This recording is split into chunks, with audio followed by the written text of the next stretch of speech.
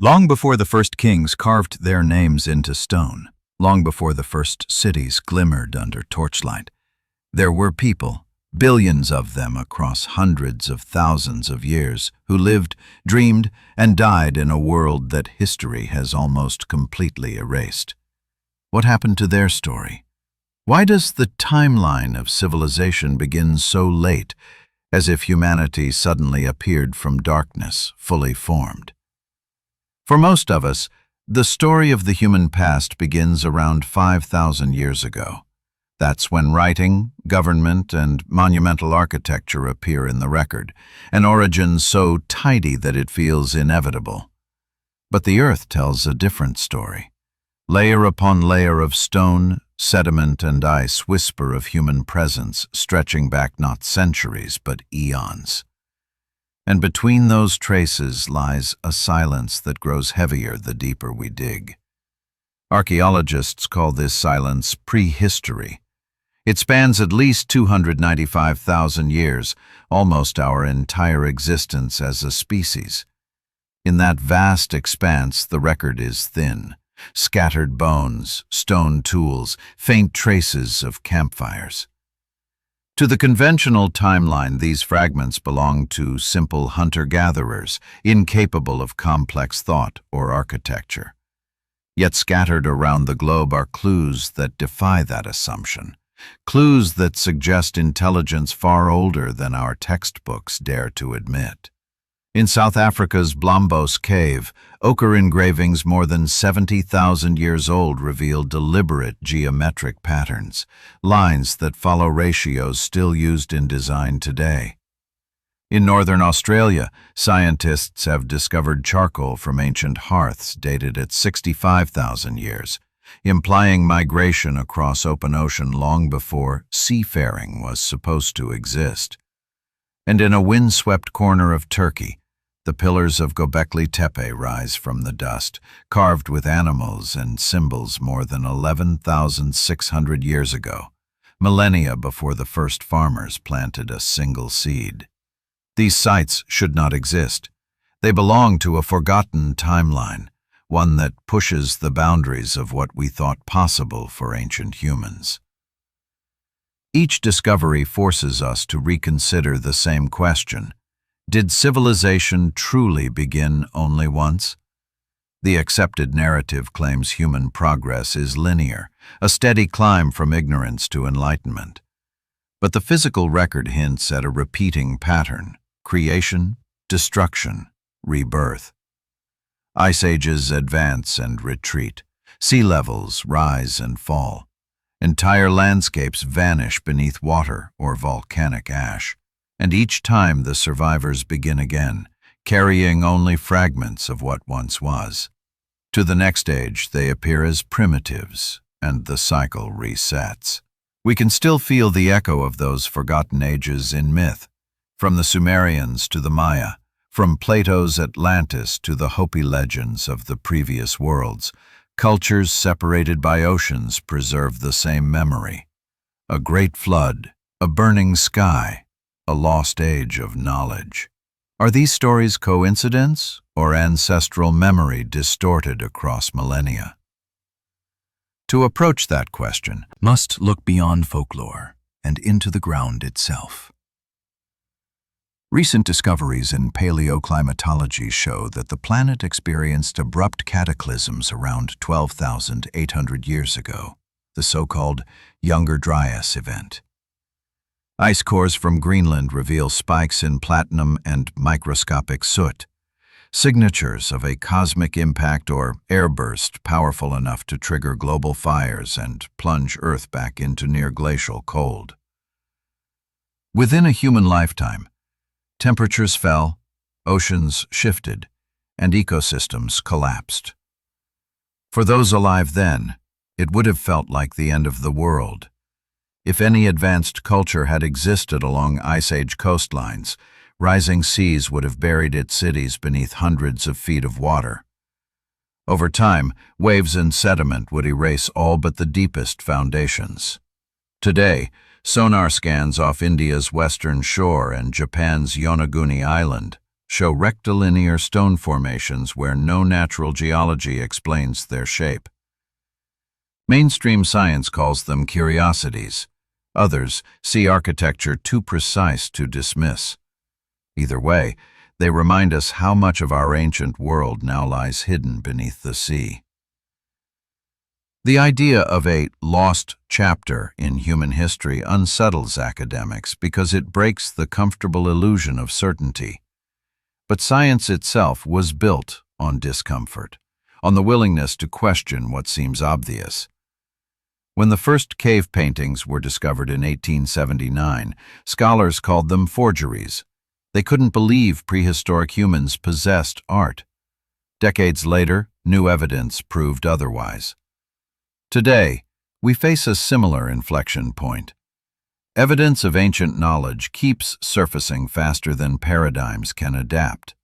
Perhaps the question is not whether a forgotten civilization existed, but how many times civilization has begun.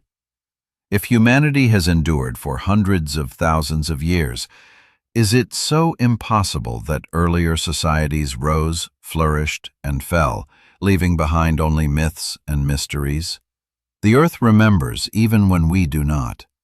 Magnetic traces in volcanic rock record shifts of the planet's poles. Fossil pollen reveals forests where deserts now stand. Under Antarctic ice, satellites detect the outlines of mountains once free of snow. Everything changes, and every change resets the clock. Maybe history's silence isn't the absence of story, but the sound of pages turned to ash.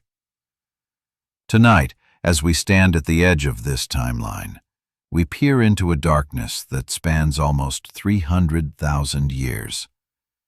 Somewhere within it lies the truth about where we came from and, perhaps, where we're headed. The next part of our journey will follow those buried clues beneath the ice, and the possibility that the first civilization on Earth was not ours at all. 12,800 years ago, the world convulsed. The climate swung in violent spasms. Glaciers that had retreated for millennia surged forward again. Entire species vanished almost overnight. For those who lived through it, the sky must have burned. Across continents, legends echo the same terror. The Hopi spoke of fire raining from above. The Egyptians remembered a time when the sun rose where it now sets. In Central America, the Popol Vuh described a rain of resin from the sky. These are not gentle metaphors. They are memories of a planet in crisis. Modern science now detects the fingerprints of that disaster. Greenland's ice cores reveal a thin, shining layer of platinum, traces of a cosmic body that may have exploded over North America. Embedded alongside are nanodiamonds and microscopic spheres of melted rock, signatures of unimaginable heat. Beneath that line, the fossils of mammoths and giant ground sloths. Above it, nothing. The age of megafauna ends. Human culture resets. If that event was indeed an impact or airburst, the shock waves would have leveled forests, ignited continents, and unleashed floods on a scale beyond comprehension. Meltwater torrents carved out the Great Lakes, reshaped river systems, and drowned vast coastlines that had been home to early peoples. The survivors would have scattered inland, carrying with them fragments of memory, stories that, told and retold for generations, became our world's oldest myths. In that chaos, something else happened, a migration of ideas.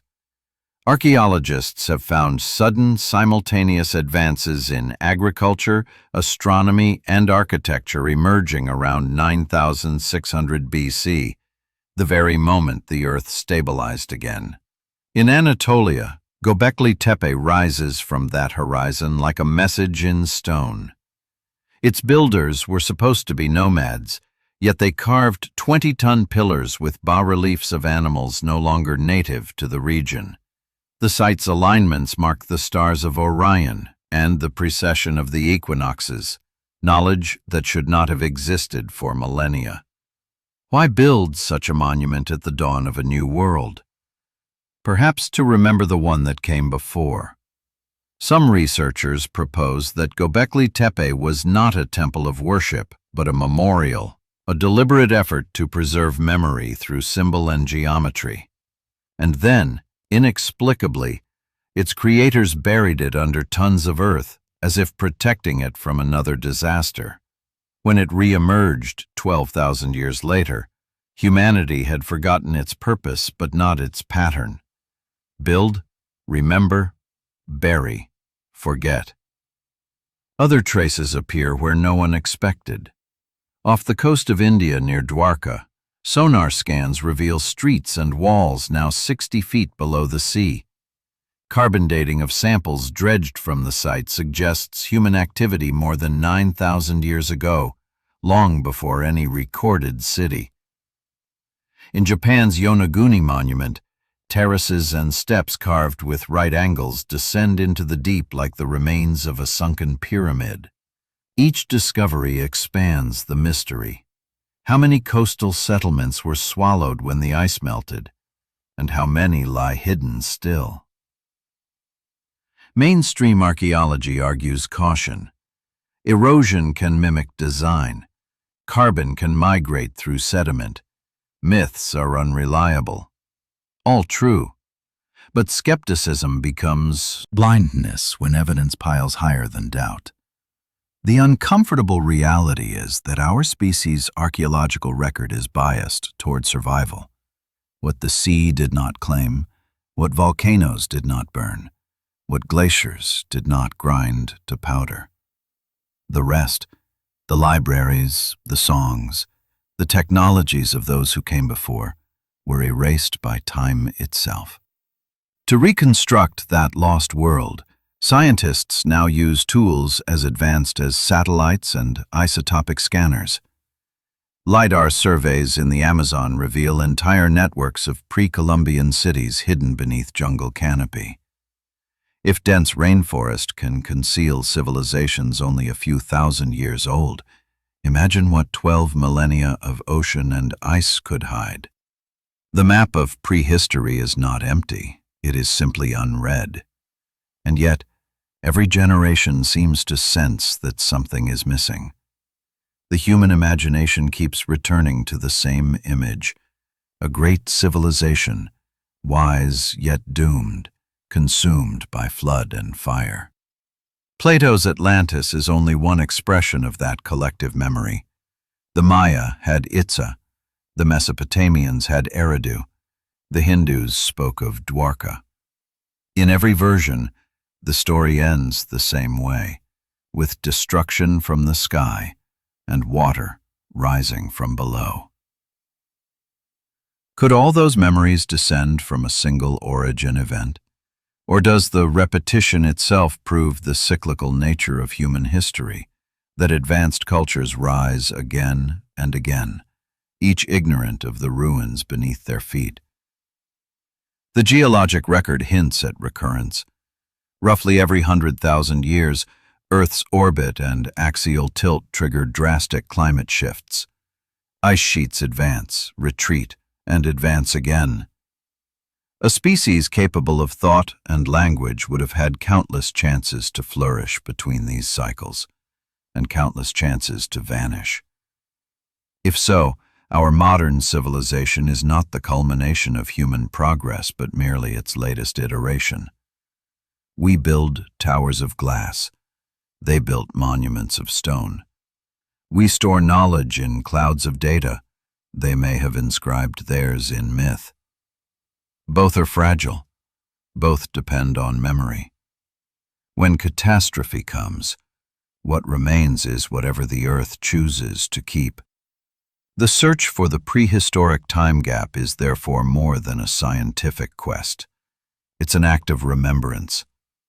Each artifact pulled from the silt, each anomaly on a sonar map, each myth that aligns too neatly with geological fact, is a whisper from those who lived before history began.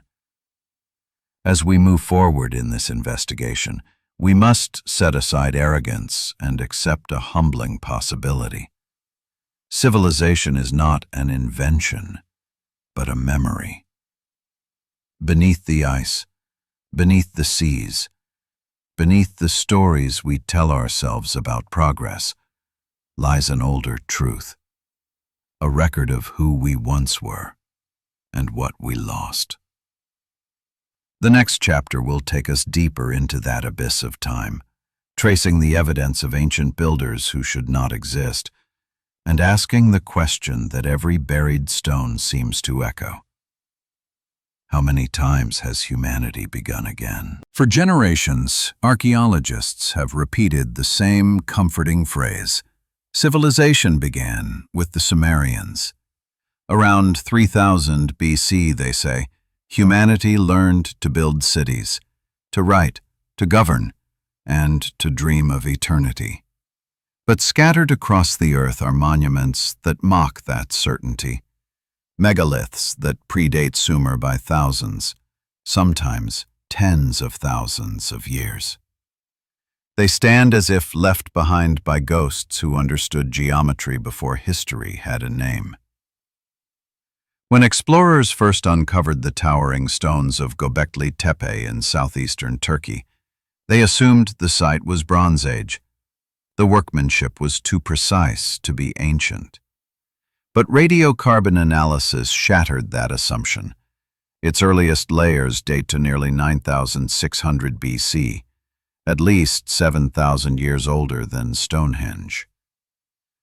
Each pillar, some weighing 20 tons, is carved with animals, foxes, vultures, lions, rendered with skill that suggests generations of artistic tradition. Yet according to conventional timelines, these builders were supposed to be nomadic hunter-gatherers barely emerging from the Ice Age. How then did they quarry, transport, and erect stones heavier than modern trucks can lift? Some scholars propose that these early people gathered seasonally and cooperated on monumental ritual centers. Others suspect something deeper, that Gobekli Tepe represents inherited knowledge, passed down from survivors of a lost culture destroyed by the cataclysm at the end of the last ice age. Its alignments with celestial bodies, the constellation Orion, the star Sirius, the exact angle of the summer solstice sunrise, imply astronomical calculation. To measure the heavens requires patience, continuity, and mathematics. Did nomads truly master the sky, or were they remembering lessons from ancestors whose world had already fallen? The mystery does not end in Turkey. On the other side of the Atlantic, at Pumapunku in Bolivia's high Andes, blocks of diorite lie scattered like remnants of a forgotten machine.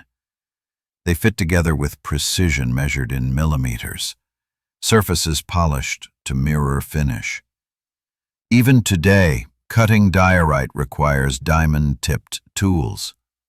The official explanation, hand chiseling by Bronze Age craftsmen, is possible, but improbable. No copper tool marks appear on the stone. No quarries nearby show the sequence of extraction.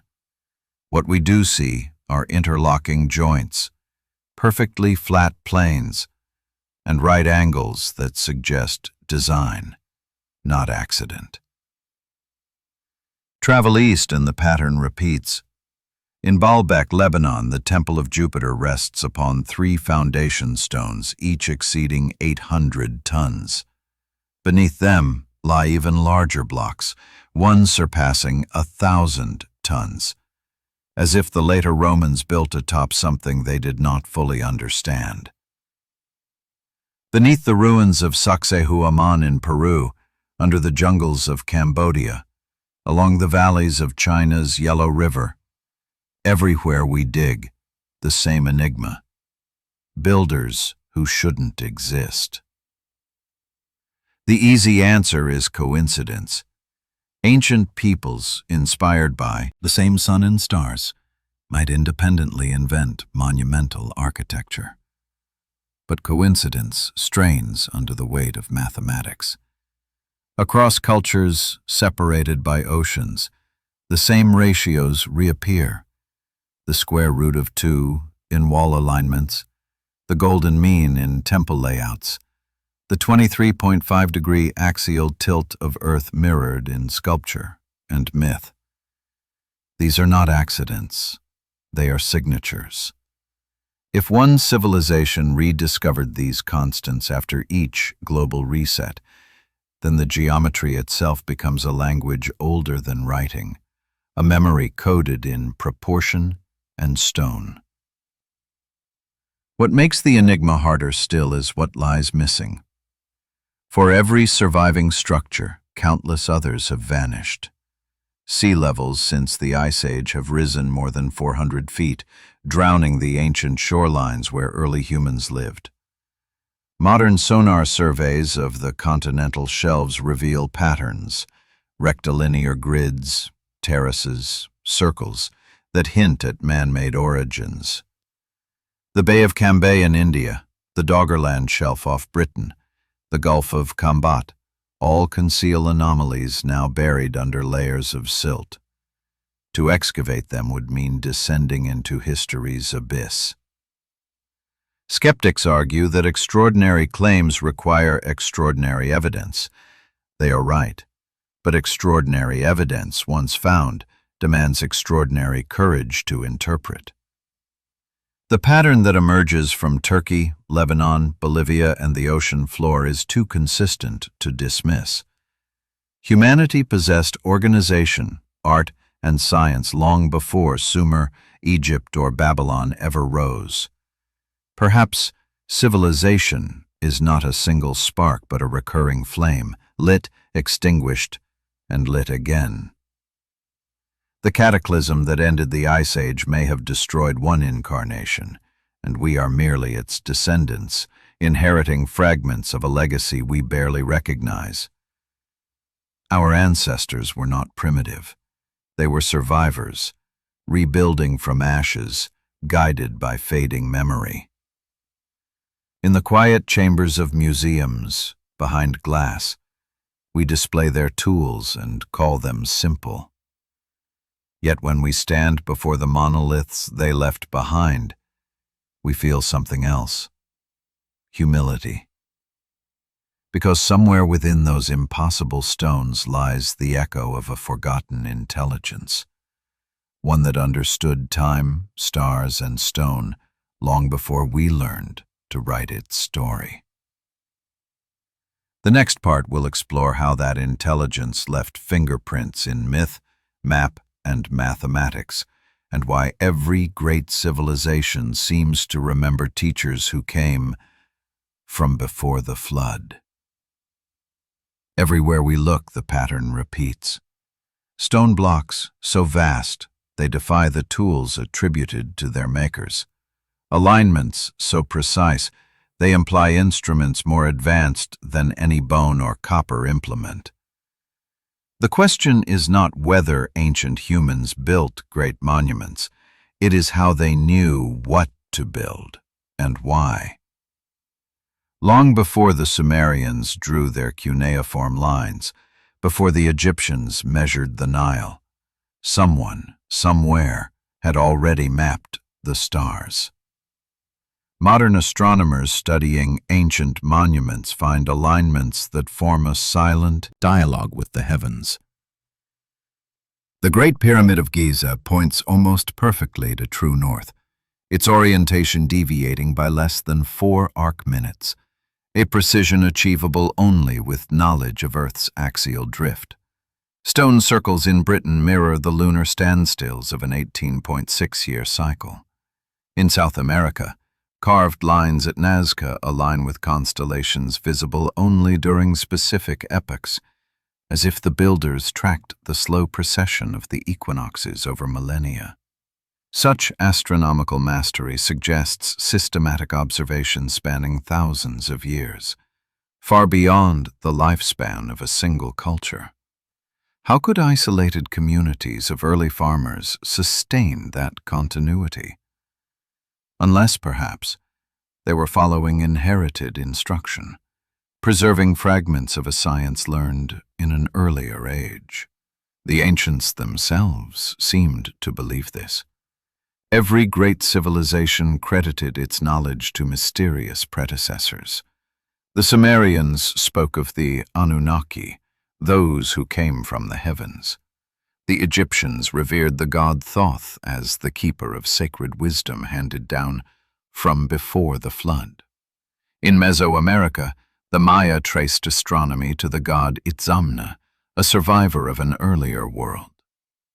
Even the Greeks, founders of Western rationalism, told of Prometheus stealing fire, symbol of knowledge, from gods who existed before mankind. These myths may not describe divine beings at all, but cultural memories of real teachers, remnants of an older human epic reinterpreted as gods. When we strip away the mythology, a consistent image emerges, a group of people appearing suddenly among primitive tribes, bringing agriculture, mathematics, architecture, and law. They build monuments, chart the stars, and vanish. The pattern is so widespread it transcends coincidence. Could these gods have been survivors of an advanced Ice Age civilization, carrying fragments of technology and science that later cultures mistook for miracles? Consider the Piri-Reis map, drawn in 1513 by an Ottoman admiral, using sources he claimed were from ancient times. The map depicts the coasts of Africa and South America with stunning accuracy, and even shows the Antarctic continent free of ice. Satellite surveys now confirm that under its current glaciers lies a coastline matching the map's outline. How could 16th century cartographers have known a geography hidden for 12,000 years?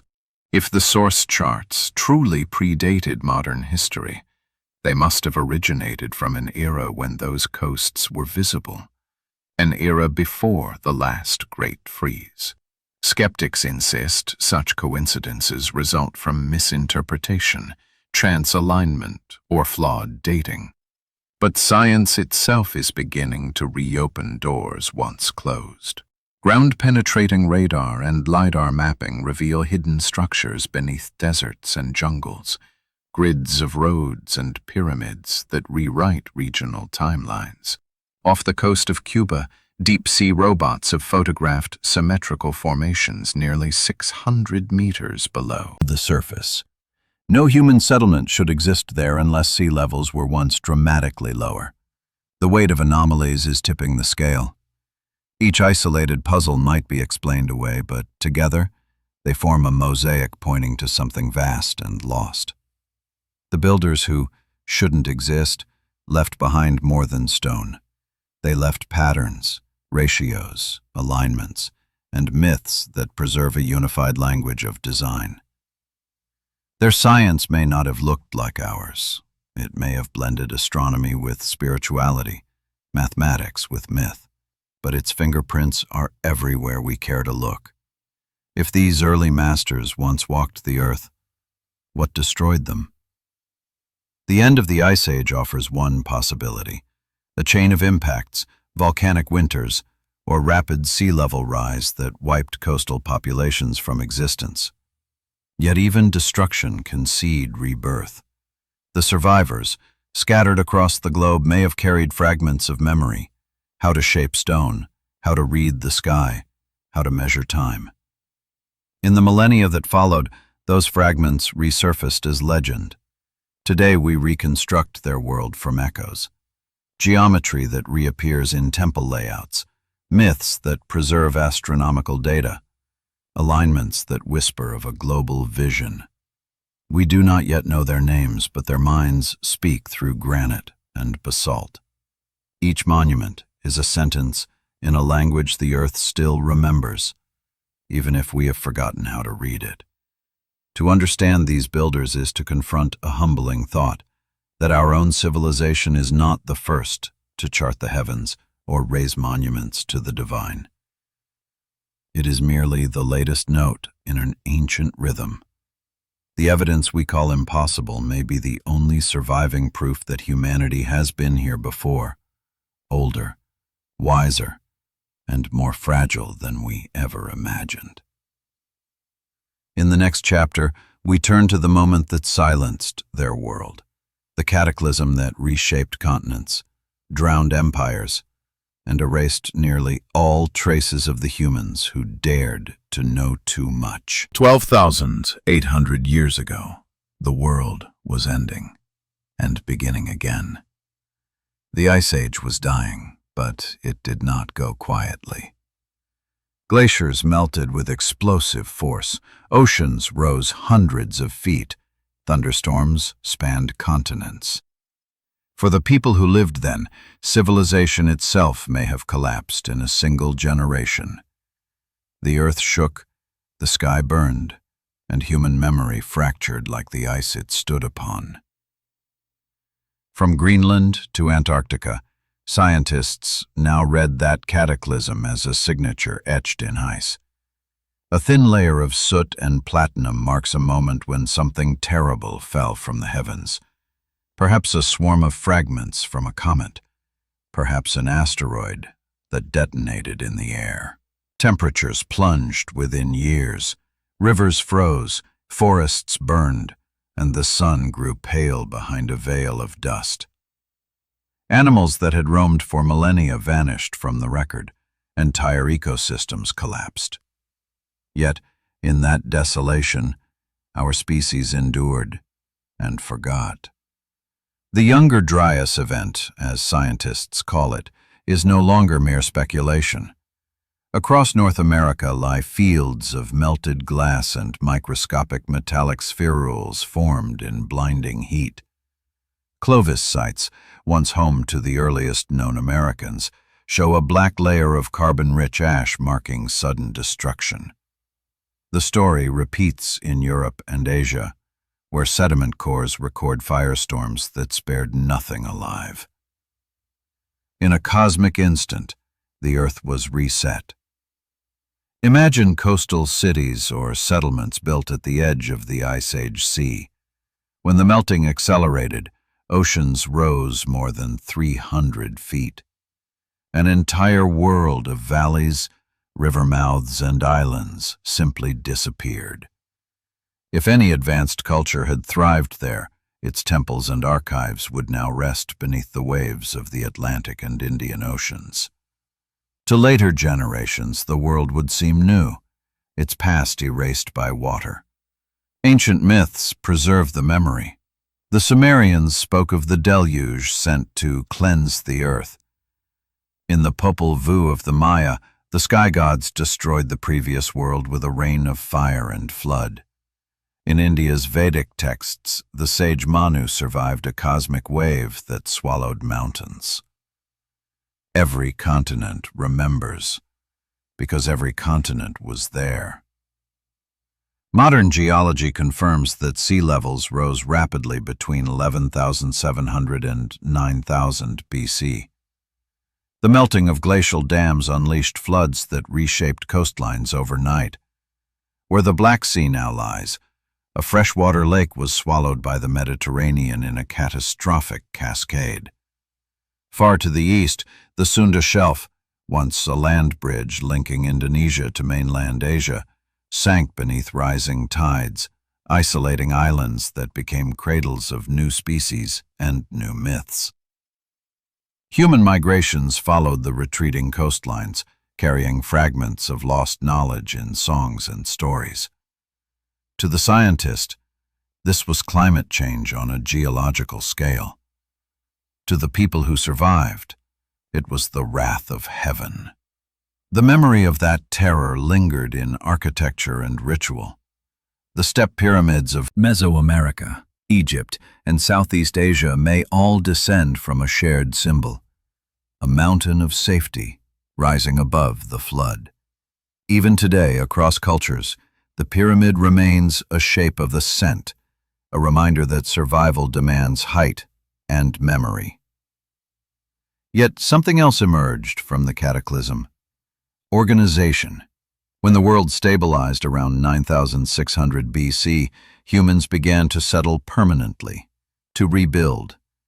Agriculture appeared almost simultaneously in multiple regions: Mesopotamia, China, the Andes, the Nile.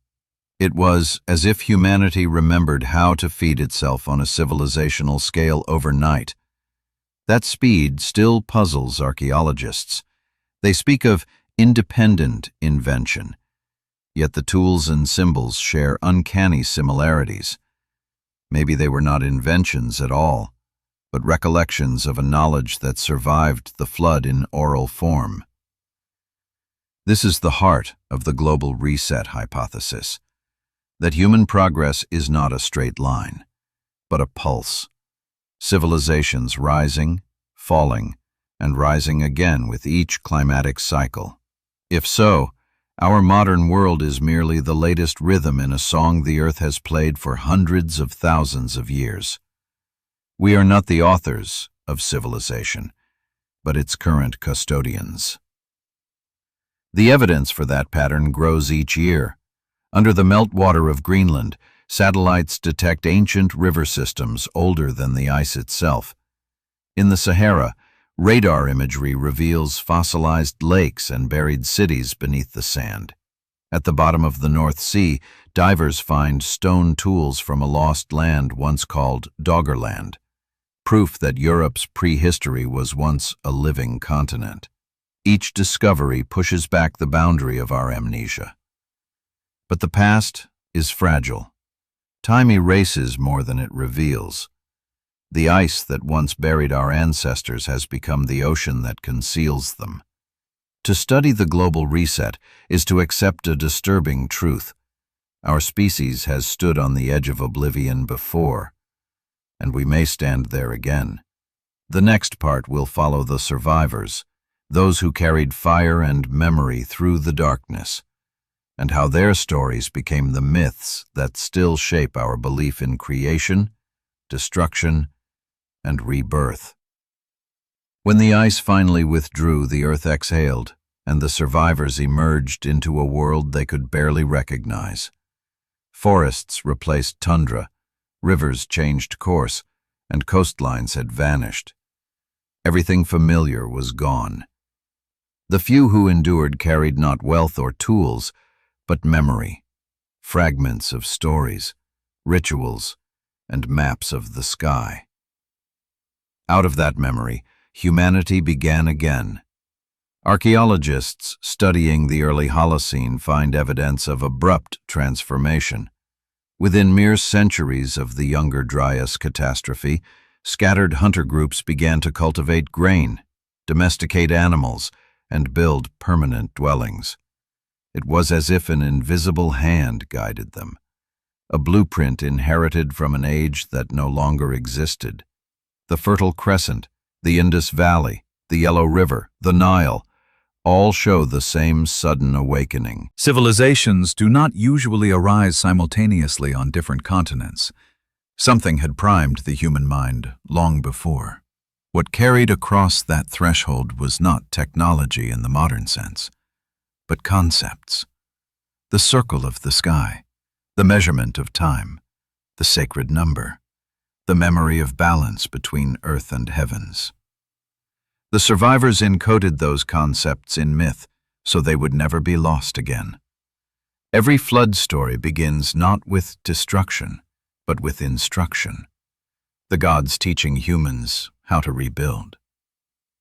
Perhaps those gods were simply the remnants of the previous age, sharing what little they remembered before vanishing into legend. In Anatolia, descendants of the builders of Gobekli Tepe scattered south and east. Traces of their symbolic language appear later in Mesopotamia and Egypt, evolving into the earliest scripts. The carved vultures and foxes of Gobekli Tepe reappear as deities of rebirth and cunning. The alignment to Orion, the celestial hunter, persists for millennia, suggesting that the stars themselves became a calendar of remembrance. Each generation, gazing upward, saw not just constellations, but coordinates in a lost story. Meanwhile, in the highlands of Peru, the earliest Andean peoples began shaping terraces and aligning stones with solstice light. In Southeast Asia, megalithic traditions revived on newly emerged islands. Across the planet, cultures separated by oceans began to mirror one another. Pyramids, mounds, ziggurats, as if instinctively reconstructing a universal symbol. Archaeologists call it convergence. Yet convergence on such scale implies a deeper inheritance, a shared subconscious memory older than language. Science offers a mechanism for this continuity: survival bottlenecks. Genetic studies show that around the end of the Ice Age, human populations shrank dramatically, perhaps to as few as several thousand individuals. When populations rebound from such collapse, cultural knowledge condenses. Only the most vital fragments endure. Those fragments become mythic, compressed codes carrying environmental, astronomical, and moral instructions. To forget them was to die. To remember was to rebuild. Among those fragments lies one of the oldest symbols on Earth: fire. Not just the physical flame, but the idea of knowledge as light in darkness. Across traditions, the savior after the flood brings fire: Prometheus in Greece, Agni in India, Quetzalcoatl in Mesoamerica. Each teaches humans to reclaim what was lost. Fire becomes the bridge between ages, the memory of mastery over nature, the spark of civilization reignited.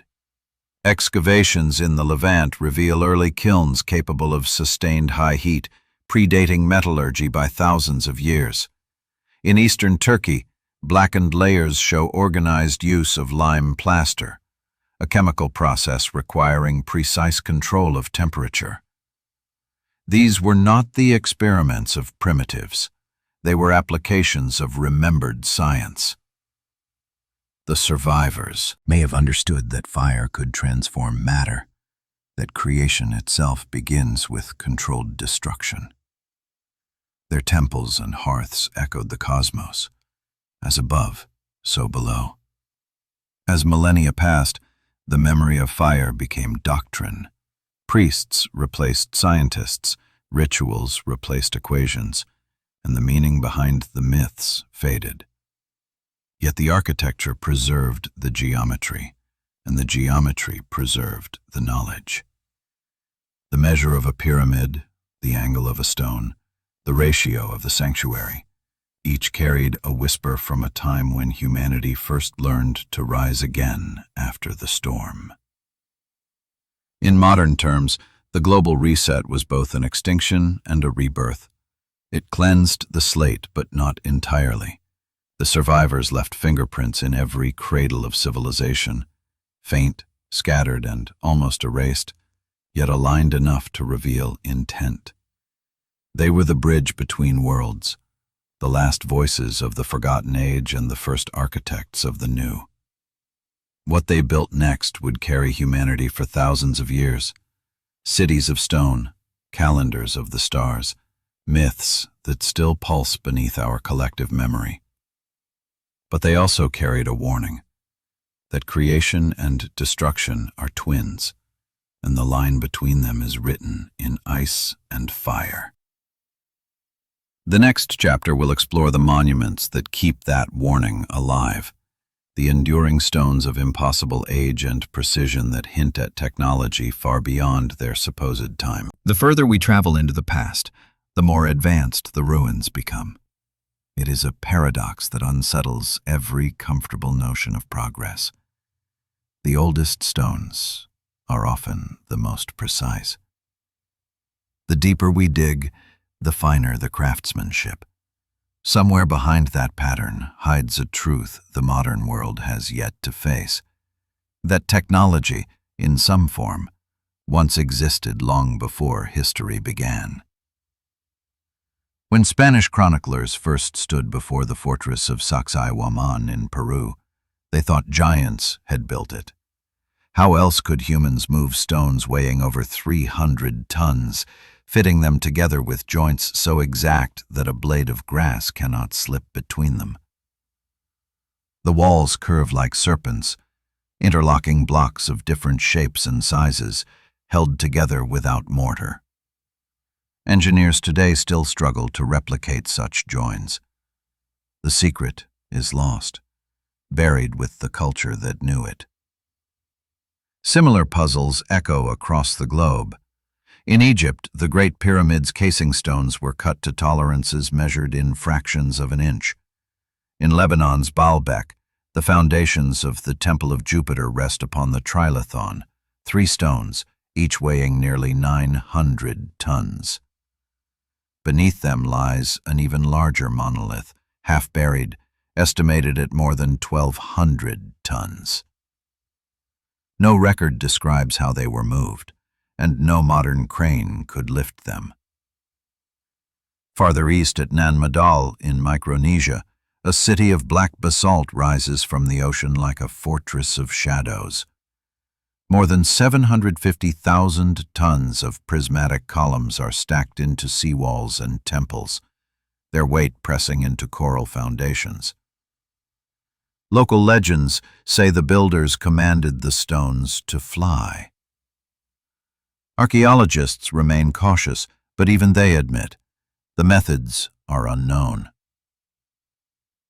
Could these feats belong to a global tradition of lost engineering, one that spanned continents before written history?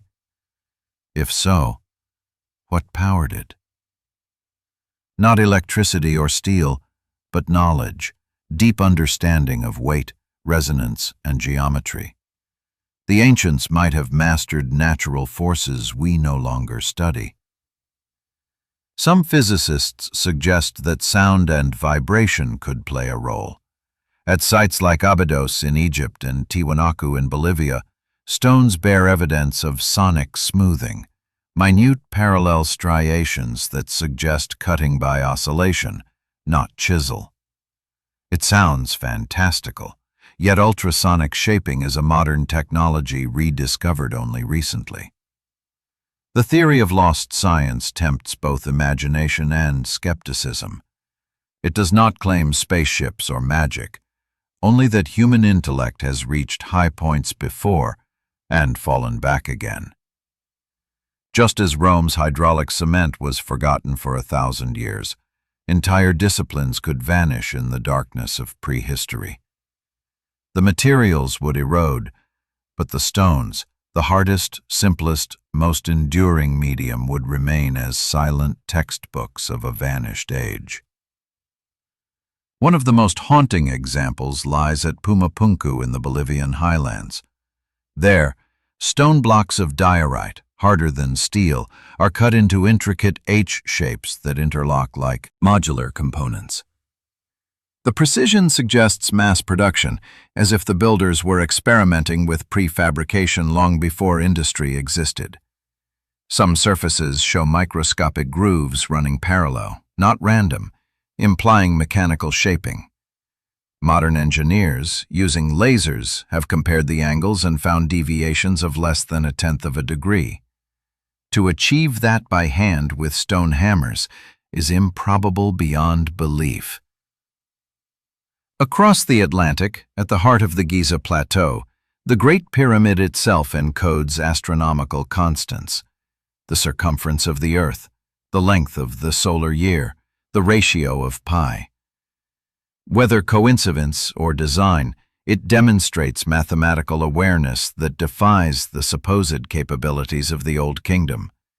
Its internal shafts align with specific stars not visible today, indicating the structure was conceived with an understanding of precession, the slow wobble of Earth's axis, requiring observation over tens of thousands of years. Skeptics dismiss such patterns as numerology. Yet mathematics is not subjective. Numbers either align or they do not. Too many align.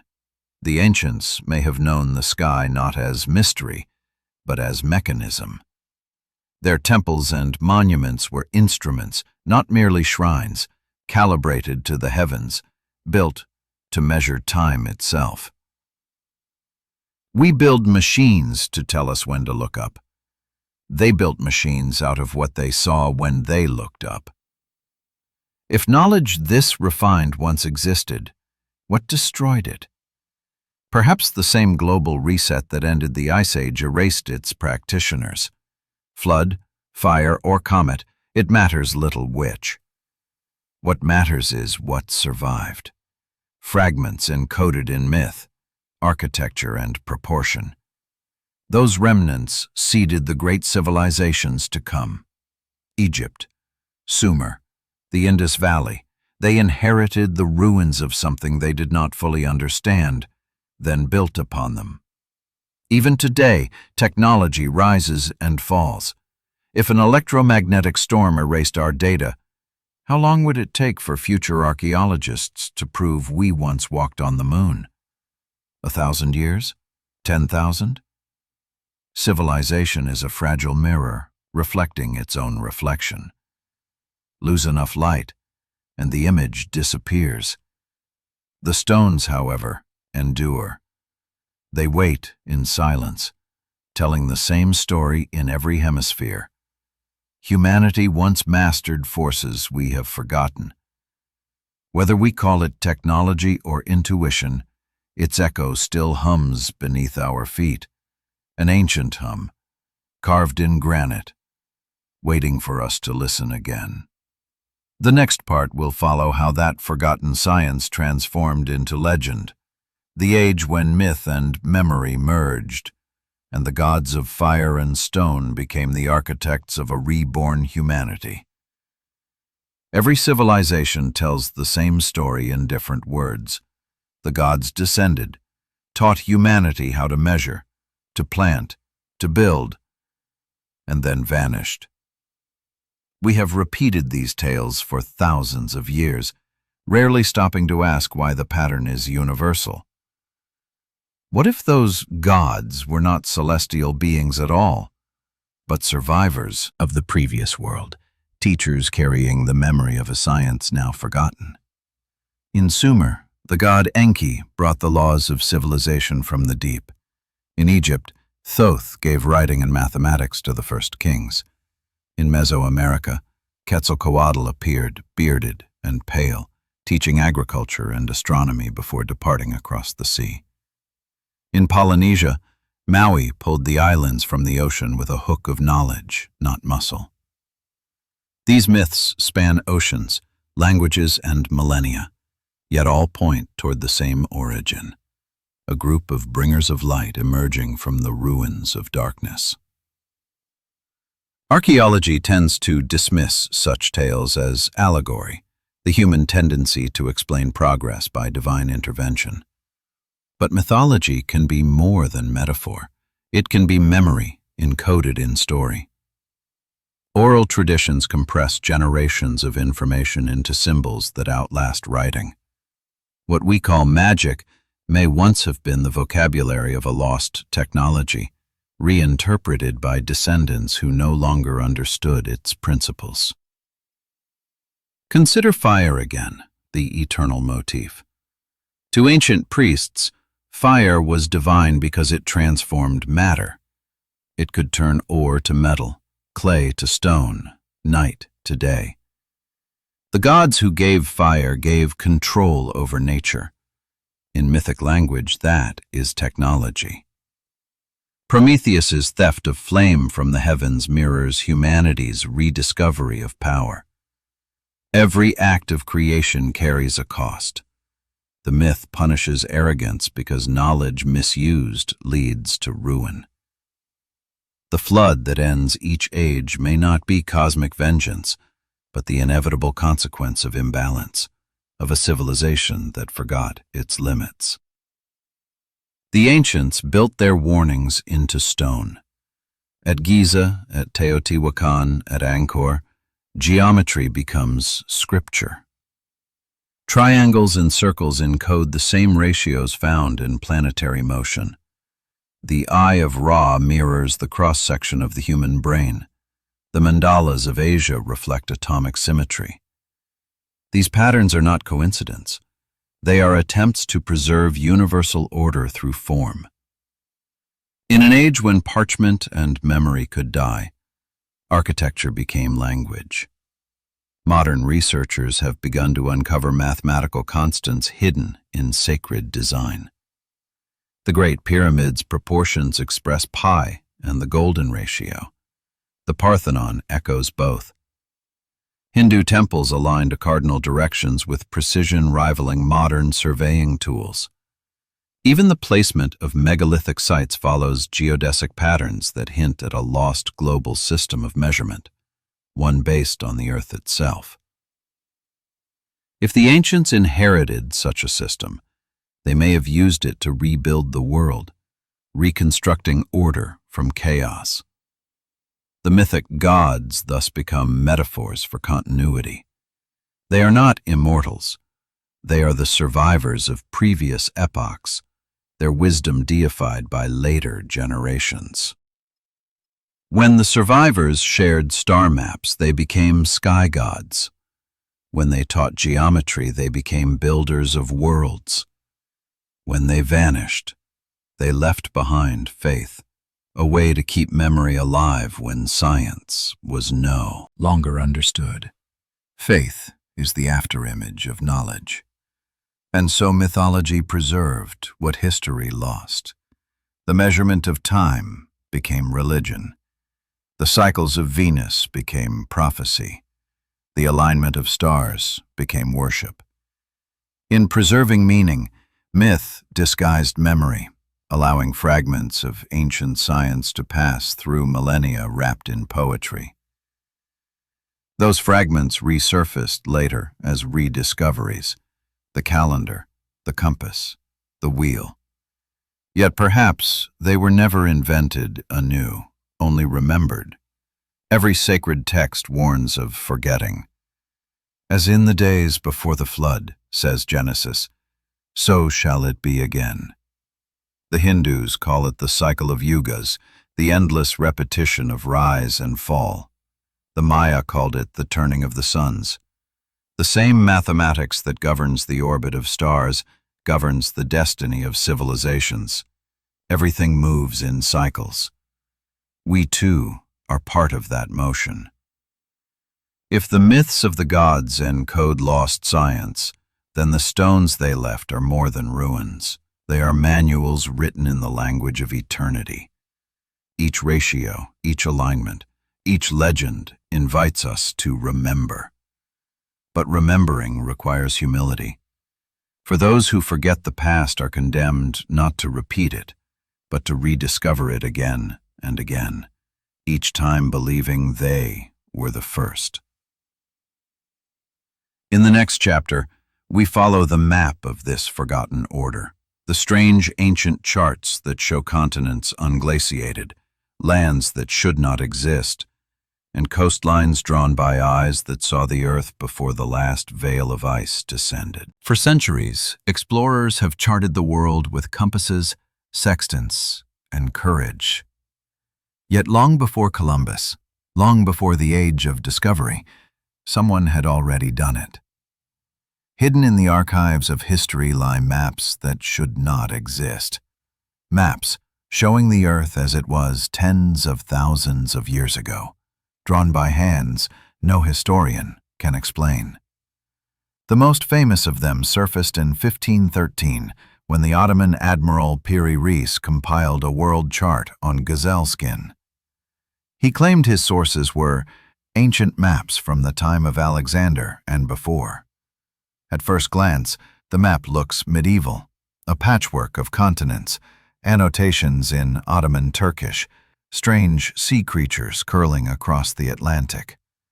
But when modern cartographers analyzed it, astonishment turned to disbelief.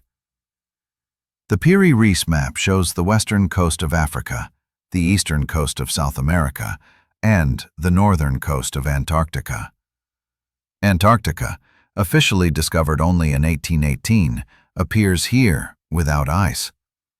Beneath today's frozen crust, radar imaging from Operation Highjump and later satellite scans reveal a rocky coastline matching the map almost perfectly. For such accuracy to exist, its source charts must have been drawn when Antarctica was free of ice, at least 6,000 to 10,000 years before the modern era, perhaps far earlier. Who could have surveyed it, and how? Skeptics argue coincidence, saying the Antarctica outline might represent an early miscopy of South America. But the longitudinal and latitudinal scaling on the Piri-Reis chart matches true spherical geometry, centuries before Western science accepted the planet's curvature with precision. Whoever the original cartographers were, they worked from knowledge of global dimensions impossible for their supposed time. The mystery deepens with other maps. The Orontius Phineus map of 1531 shows Antarctica fully charted, with mountain ranges and rivers that modern ice-penetrating radar later confirmed. The Buash map of 1737 depicts an Antarctic continent divided by waterways, now known to exist beneath its ice sheet. The Zeno chart from the 14th century outlines the North Atlantic with uncanny accuracy, including islands long since swallowed by the sea. How did a civilization capable of such cartography vanish without trace? Mapping coastlines requires navigation, mathematics, and observation, disciplines that demand generations of stable knowledge. To project a spherical Earth onto a flat surface, one must understand latitude, longitude, and the convergence of meridians.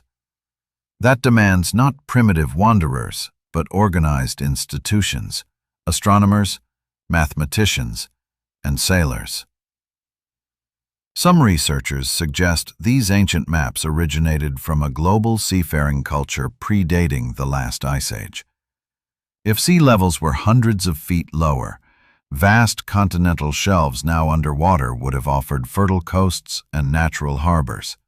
When the ice melted, those ports drowned, taking the libraries of their navigators with them. Only fragments of their charts, copied and recopied across ages, survived, like fossils of ink. The accuracy of these maps implies the use of advanced techniques, possibly longitudinal calculation by stellar observation, something humanity officially achieved only in the 18th century with Harrison's chronometer. Yet even without mechanical clocks, precession-based astronomy could provide similar precision. Whoever drew the originals may have possessed a deep understanding of celestial cycles, using the stars not merely for orientation, but as coordinates in a cosmic grid. The Piri-Reis map's annotations reveal another hint. It describes the southern lands as hot and populated with beasts, not frozen wastelands. Could this refer to memories of an ice-free epoch, a time when Antarctica's coastal plains were habitable? Geological cores confirm that around 400,000 and again 120,000 years ago, large portions of the continent were indeed green, supporting tundra vegetation. Perhaps the original charts date from one of those interglacial periods, far older than humanity's accepted timeline. To dismiss the anomaly is easy. To explain it without rewriting history is not. The simplest answer is often the most unsettling, that human beings, or something very much like us, had already mastered global navigation long before recorded civilization. The maps are their fingerprints. If that is true, it changes everything. The story of exploration would no longer begin with the Renaissance, but end there, a rediscovery, not a discovery. The great navigators of our age may have been following ghost routes laid down by predecessors whose ships have turned to dust. In the quiet halls of libraries from Istanbul to Paris, those fragments of ink whisper of an earth once mapped whole, a world before forgetting. Each coastline, each latitude line, each vanished island is a reminder that our ancestors saw more than we dare to believe. The question is not whether they had the means to do it, but how much of their world still sleeps beneath ours. The next part will explore those drowned worlds, lands swallowed by rising seas, cities entombed beneath coral and silt, and the haunting possibility that Atlantis was only one of many civilizations claimed by the ocean. When the last ice age ended, the ocean rose to reclaim half the world. It was not a gentle tide, but a planetary flood, relentless, unstoppable, devouring coastlines that had cradled humanity for tens of millennia. The melting of glaciers released more than 14 million cubic kilometers of water. Within centuries, shorelines shifted hundreds of miles inland. For those alive then, the sea was a living god, patient, cold, and hungry. Modern science confirms what myth always knew. Entire worlds now lie beneath the waves. Sonar scans, deep-sea submersibles, and satellite bathymetry reveal the ghosts of cities lost to time. They are not fables. They are there, under the silt, under the coral, under the weight of forgetting.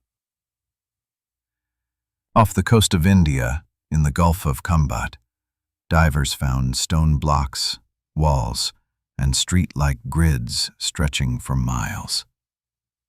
Carbon samples taken from the seabed date to nearly 9,500 BC, older than the pyramids, older than Sumer. The discovery was controversial.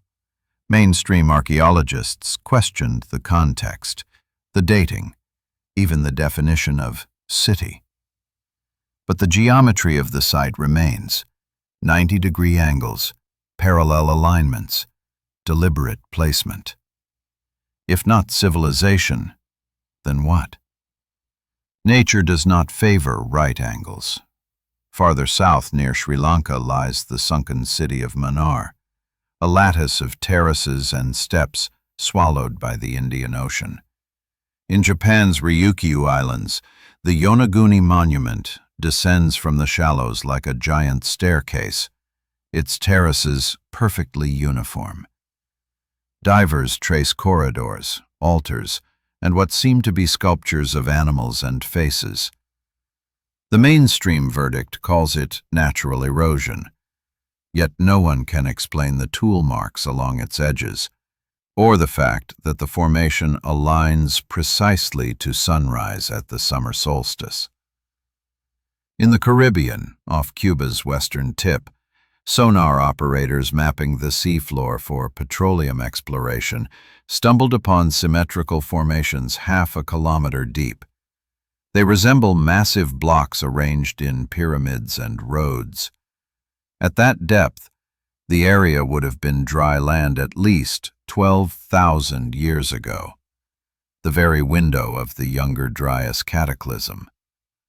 The data remain unpublished, quietly archived, as if the world were not ready to confront the implications. Even in Europe, traces of the drowned world persist. Between Britain and Denmark lies Doggerland, once a fertile plain connecting the North Sea coasts. Fishermen haul up bones of mammoths and antlers of giant deer from its mud. Archaeologists have retrieved hearths, tools, and woven baskets. 12,000 years ago, this was not ocean, but meadow, a home to humans who vanished with the flood. Their descendants remembered the deluge in tales of a kingdom swallowed overnight. The story became Atlantis, Lyonesse, Contraire Guelad, a chorus of the same grief, sung in different tongues. These submerged landscapes challenge not only archaeology but imagination. If civilization rose first along coasts, as logic suggests, then the archaeological record we study is only the tip of a vast iceberg of human history. 90% of early settlements would now lie underwater. We are reconstructing our past from mountain tops, the places that remained dry. No wonder our story seems to begin so late. Marine archaeologists now scan the continental shelves with multi-beam sonar, revealing lost river systems and circular mounds under meters of sediment. Each scan adds another piece to the puzzle. Roads running to nowhere, harbors buried beneath coral, stone alignments leading into the abyss. The sea keeps its secrets well, but technology is beginning to pry them loose. What, then, were these cities? Trading posts of Ice Age cultures, ceremonial centers built by survivors of a prior civilization, or the remnants of an entirely different epoch, one erased before our species even began. The evidence remains ambiguous, but its message is clear. The ocean floor is our unread library. Until we explore it fully, history will remain an unfinished sentence. The myths of Atlantis may thus be less invention than remembrance. Plato wrote of an island empire destroyed in a single day and night of misfortune. He claimed the story came from Egypt, itself a civilization that spoke of lands beyond the sea drowned in antiquity. Modern scholars treat the dialogue as allegory, yet every continent holds its own version. Memory cannot be that unanimous by accident. Perhaps humanity has always lived with one foot in the water, building near the edge of abundance where trade and harvest thrive, yet where destruction is inevitable. The ocean gives, and the ocean takes. The survivors flee inland, carrying stories that become scripture. The drowned world becomes paradise lost, forever tempting us to seek what lies below. In the end, the question is not whether Atlantis existed, but how many Atlantean worlds have come and gone. Every flood erases a civilization. Every rebirth begins upon its ruins. We are the latest inheritors of a planet that remembers far more than it reveals. The next chapter will follow the fossils and artifacts that defy time itself, the forbidden evidence that early humans, or something very much like them, walked this earth millions of years before they were supposed to. Every great story of discovery begins with doubt, and few discoveries have inspired more doubt, more discomfort, than those that suggest intelligent life existed long before we were supposed to. The deeper we look into the Earth's crust, the more anomalies we find. Fossils, footprints, and tools that defy every timeline of human evolution. In 1849, miners digging deep within California's Table Mountain unearthed a polished stone mortar and pestle buried beneath thick layers of volcanic rock. The strata dated to at least 9 million years ago, millions of years before Homo erectus, before Australopithecus. When the artifacts were presented to the California Academy of Sciences, they were dismissed as impossible. Artifacts cannot exist in that layer, the report read. Therefore, they are not artifacts. The evidence was shelved, literally buried again. Such stories repeat like an echo through history. In the 1880s, in Illinois, a coal miner discovered a finely wrought metallic vessel embedded in solid rock over 300 million years old. In 1912, workers in South Africa found mysterious grooved metallic spheres, perfectly balanced, some with a metallic shell surrounding fibrous material, locked inside Precambrian layers more than 2 billion years old. The spheres were catalogued, displayed briefly in a museum case, and then quietly removed. Each time, science reacts the same way. Denial first, silence next. The reasoning is circular. These objects cannot exist because they contradict the theory. Therefore, the theory remains correct. But truth is not democratic. Nature does not rewrite itself to fit our comfort. Then, there are the footprints.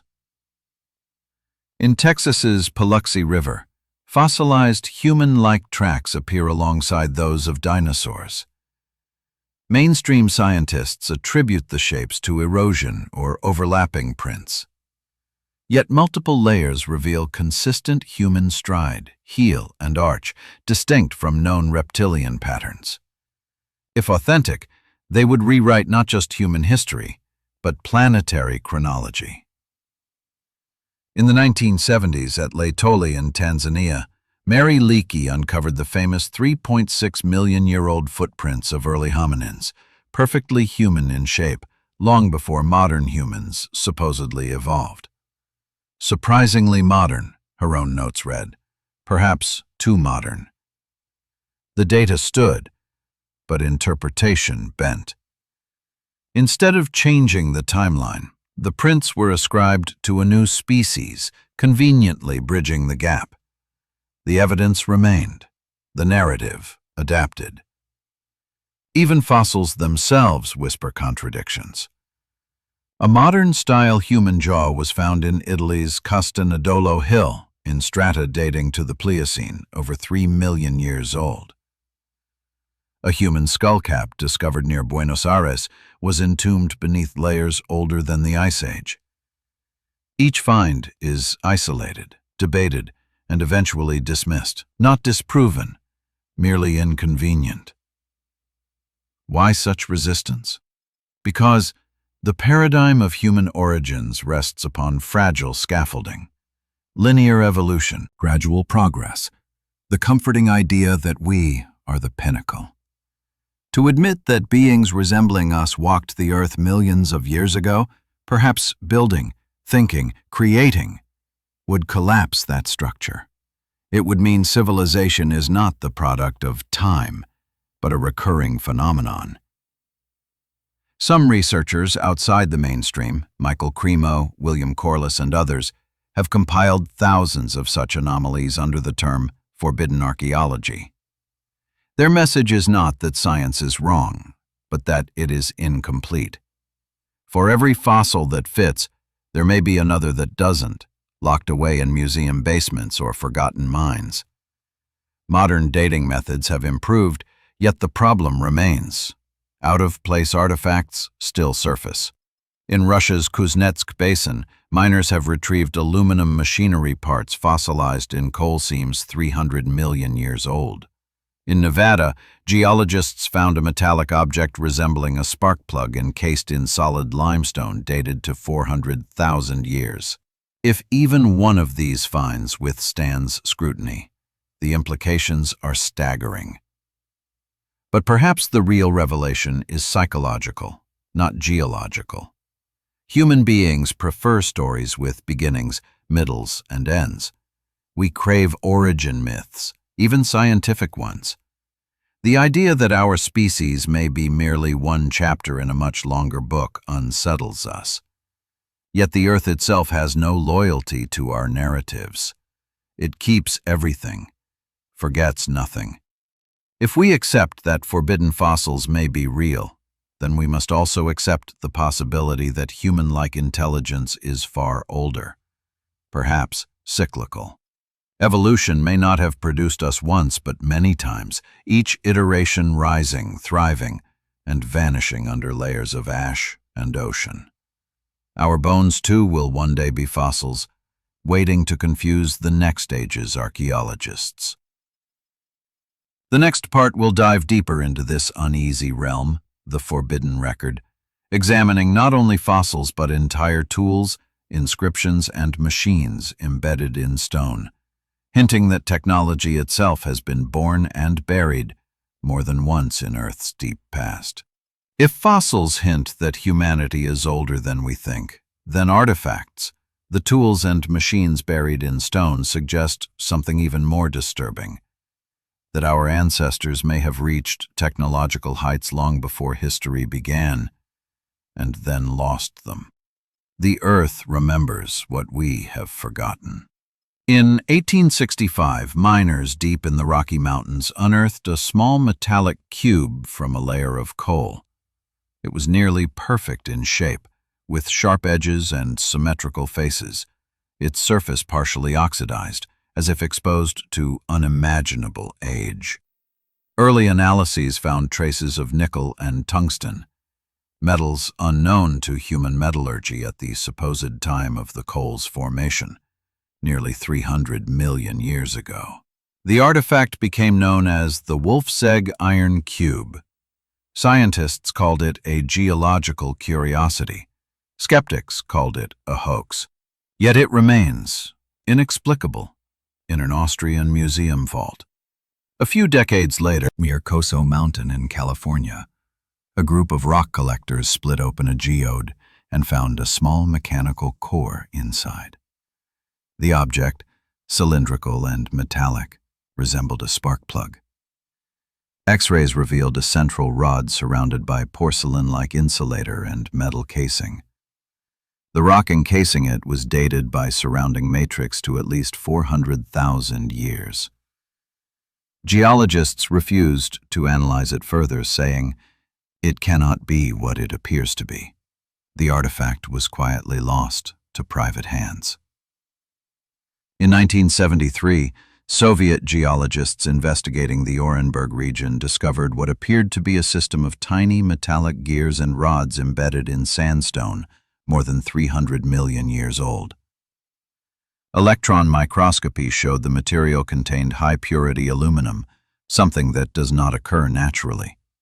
Some scientists suggested the fragments might be fossilized crystalline structures. Others admitted they looked unmistakably machined. Similar anomalies have emerged across continents: iron nails in ancient stone blocks, perfectly drilled holes in quartz, vitrified walls fused by heat beyond Bronze Age capability. In South America, near Cusco, stones at Ollantaytambo show drill cores with spiral striations identical to those made by modern rotary tools. In Egypt, granite sarcophagi inside the Serapeum of Saqqara bear interior surfaces polished to mirror finish, achieved only by industrial-grade abrasion. The mainstream explanation is labor over generations. But labor does not explain symmetry measured to 1,000th of an inch. Some researchers propose that these remnants belong to a forgotten age of human industry, perhaps powered not by fossil fuel or electricity, but by resonance and magnetism. They suggest the ancients understood natural harmonics, the way sound can levitate matter or reduce its weight through vibration. Recent experiments at acoustic labs have indeed demonstrated that certain frequencies can move small stones in air. Scale that up with knowledge we have lost, and the impossible becomes conceivable. Critics dismiss this as pseudoscience, yet physics itself tells us that matter responds to frequency. The idea that ancient builders might have exploited it is not absurd. It is merely inconvenient. If they did, their technology would leave almost no trace, only the precision of the stone itself, silent proof of control beyond muscle and rope. Other traces of lost sophistication hide not in ruins but in numbers. Ancient metrologies, Egyptian cubits, Sumerian ells, Mayan tune, share consistent ratios derived from Earth's dimensions. They measure time and distance in harmonics of planetary motion. These are not arbitrary units. They are echoes of a unified system, suggesting that someone, somewhere, once mapped the globe with mathematical consistency and passed that knowledge onward through tradition disguised as religion. The farther we look, the more the pattern resembles memory rather than myth. Civilizations do not invent the same equations by chance. Geometry is universal because truth is universal. What changes is how we remember it. Could humanity have risen before, achieving a level of mastery over matter and energy, only to vanish under cataclysm? It would not be the first time life on Earth reset itself. Species rise and fall. Ecosystems erase and renew. Why should intelligence be different? Perhaps the forbidden record is not proof of aliens or miracles, but of ourselves, of an earlier humanity that reached too far, lost balance, and paid the price. Their machines corroded, their metals returned to dust. But stone remembered. Stone does not lie. As we examine these fragments, one truth becomes inescapable. Progress is not linear. It is cyclical, fragile, and temporary. Each age believes it is the first to touch the stars. Each age builds upon the bones of those who came before. One day our satellites too will become fossils in the sky, and the next civilization, millions of years hence, will dig them up and ask the same question we now face. Who built this? And why did they vanish? The next chapter will turn from artifacts to catastrophe, exploring the global legends of fire, flood, and judgment, and how those myths may encode the scientific record of a disaster powerful enough to erase nearly all memory of the humans who lived before. Every culture remembers the same night, the night the world drowned. The names differ, but the story does not. The Sumerians called it the Deluge, the Hebrews called it the Flood, the Maya named it the Rain of Fire, and the Greeks spoke of Deucalion and Pyrrha, survivors of a sea that swallowed the mountains. Across continents, separated by oceans, humans told the same story. The sky fell, the sea rose, and almost everything perished. For centuries, scholars called these tales coincidence, symbolic morality lessons. But in the last 100 years, geology has begun to confirm what myth has whispered all along. There was a flood. Not a single wave, but a sequence of cataclysms that reset the planet and erased entire chapters of human history. Around 12,800 years ago, the Earth entered chaos. The event known today as the Younger Dryas impact hypothesis suggests that a comet or fragments of one struck the planet, igniting global wildfires and triggering an instant return to glacial cold. Ice sheets shattered, oceans rose hundreds of feet, and temperatures swung by more than 10 degrees within decades. For the survivors, it must have seemed as if the heavens themselves had turned against them. Traces of that apocalypse still lie in the soil. Layers of black carbon, charred earth, appear across North America, Europe, and Asia, dated precisely to the same time. Within them are nanodiamonds, magnetic spherules, and melt glass, evidence of temperatures hotter than volcanic lava. The Earth had burned before it drowned. Fire first, then water, the twin signatures of renewal and erasure. To the ancient mind, such destruction demanded purpose. The flood was divine punishment, a cleansing of corruption. Yet the pattern of evidence points instead to cosmic indifference. Comets care nothing for morality. The fire that fell was not wrath, but physics. Still, myth turned terror into meaning. By telling the story, survivors ensured that memory would outlast their wounds.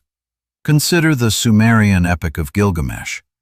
It describes a hero warned by a god to build a massive boat, sealing inside the seed of every living thing before a flood that erased the world.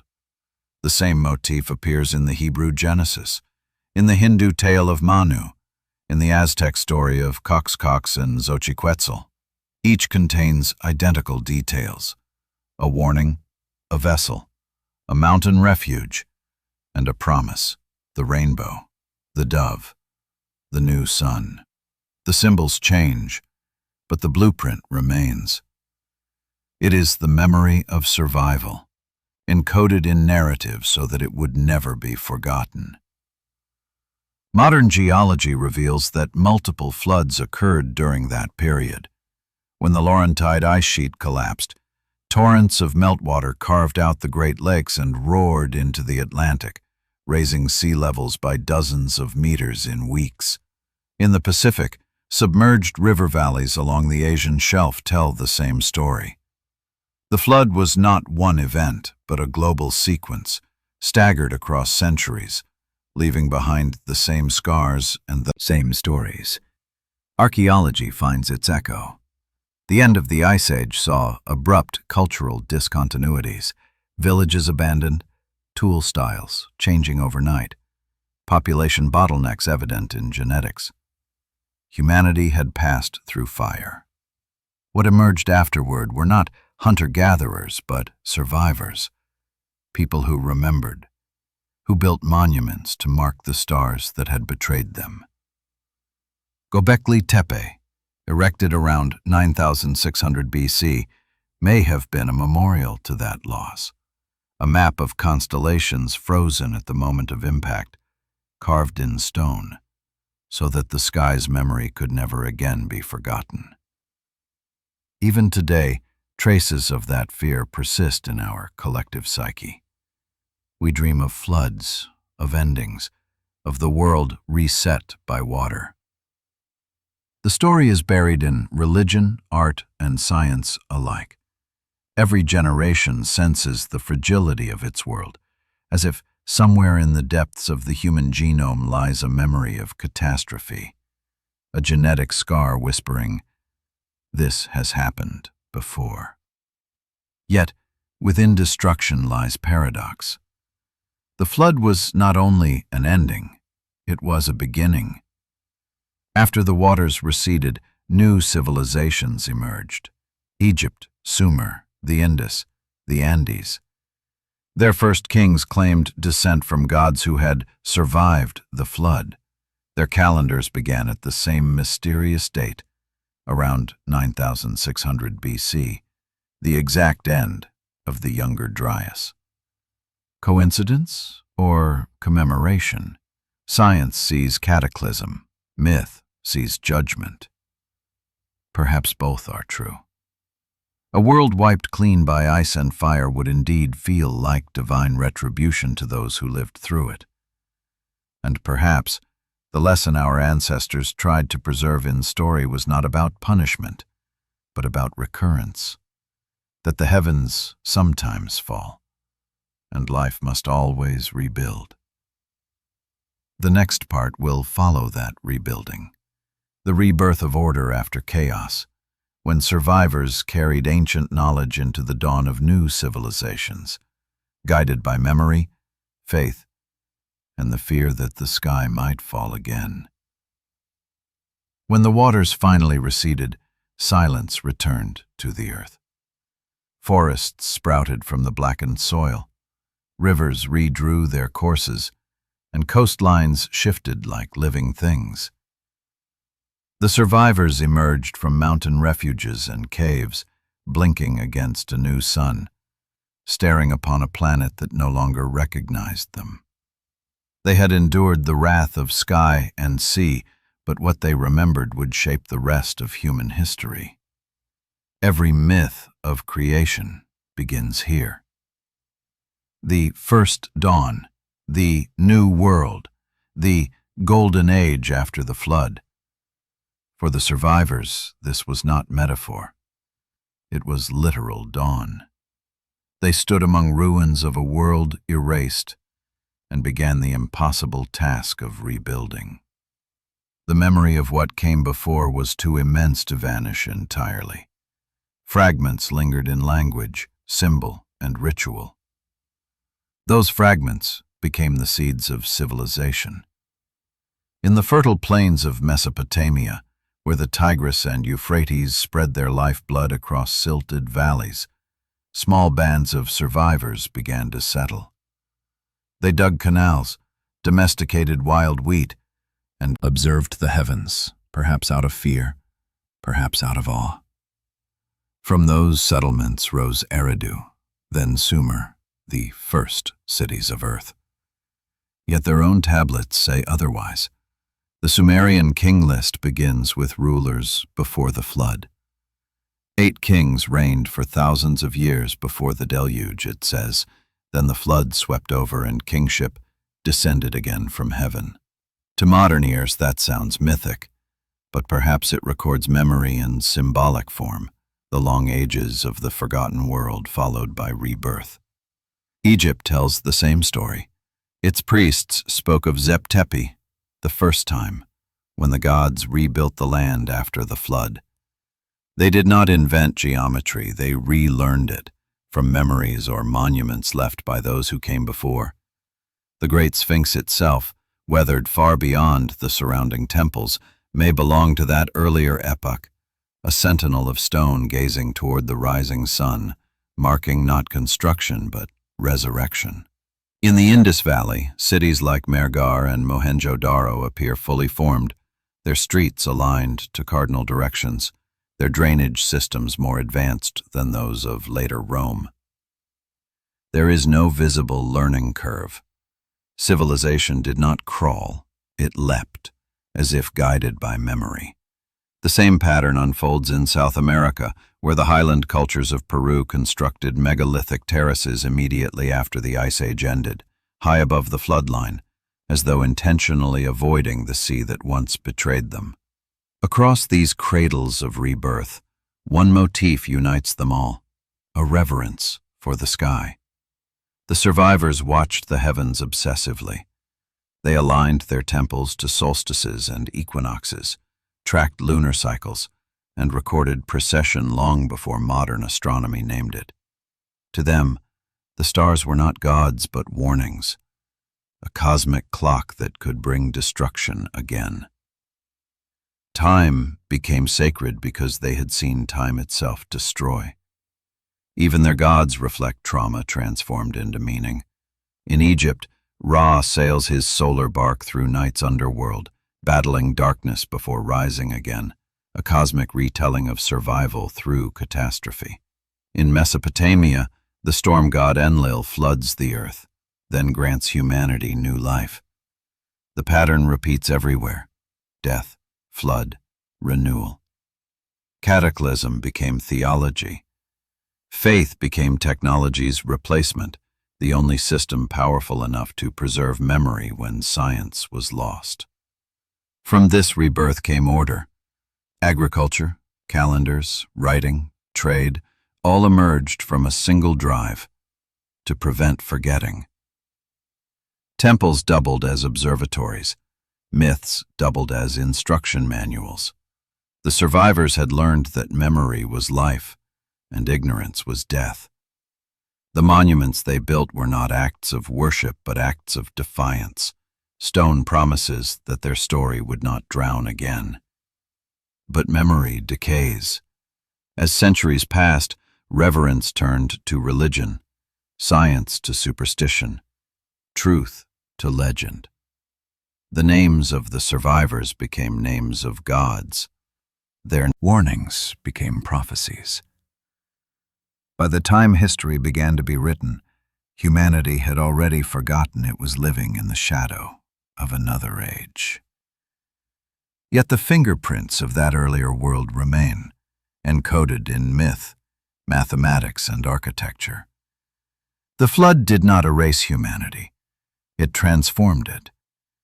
Out of chaos came consciousness, and with it the oldest question of all: what came before us? The answer lies in the stones that predate the cities, in the tools that do not belong, in the stars that mark our calendars still. We are the children of a species that once nearly vanished, rebuilt itself, and left warnings in every temple, tablet, and tale. And still, we look up at the sky with the same fear that they once felt, because deep down, we know the flood is never truly over. The next chapter will follow that legacy. The strange monuments and myths connecting survivors across continents, and how those who remembered became the architects of the world we call ancient. When the floodwaters retreated and the new dawn came, the world was young again. Yet scattered across its mountains and valleys were remnants of an older humanity, wanderers, builders and sages who remembered fragments of the age that ended. They became the storytellers, the star watchers, the teachers of the next world. The ancients called them the bringers of wisdom, the keepers of the sacred fire. To us, they are legends. Myths across the globe described them with the same reverence. The Egyptians spoke of the followers of Horus, luminous beings who preserved divine order after Zep-Tepi the first time. The Sumerians called them the Apkallu, 7 sages sent from the deep to rebuild knowledge after the flood. The Greeks remembered them as the Titans, mighty but tragic figures whose arts gave rise to man's civilization. Even the Hopi of North America speak of the Kachinas, ancestral spirits who taught survival after the world below was destroyed. Every culture remembers a handful of survivors who carried the torch of the forgotten world. Who were they? Archaeology cannot name them, but their fingerprints remain in stone.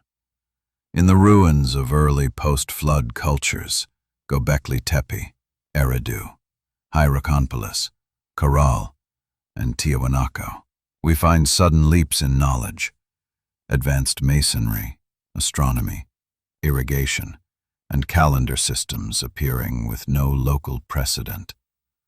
These were not the experiments of beginners. They were the restorations of memory. Someone, somewhere, remembered how to build. The builders of Gobekli Tepe, emerging barely a millennium after the Younger Dryas catastrophe, already possessed an understanding of geometry and celestial motion that should have taken ages to develop. Their pillars are arranged in precise circles aligned with the stars of Orion, as if preserving an ancient sky map. The same constellation reappears carved on Egyptian temple walls, mirrored in the pyramids of Giza, and echoed again in the monuments of Mexico. Coincidence stretches thin when identical patterns appear on 3 continents separated by oceans.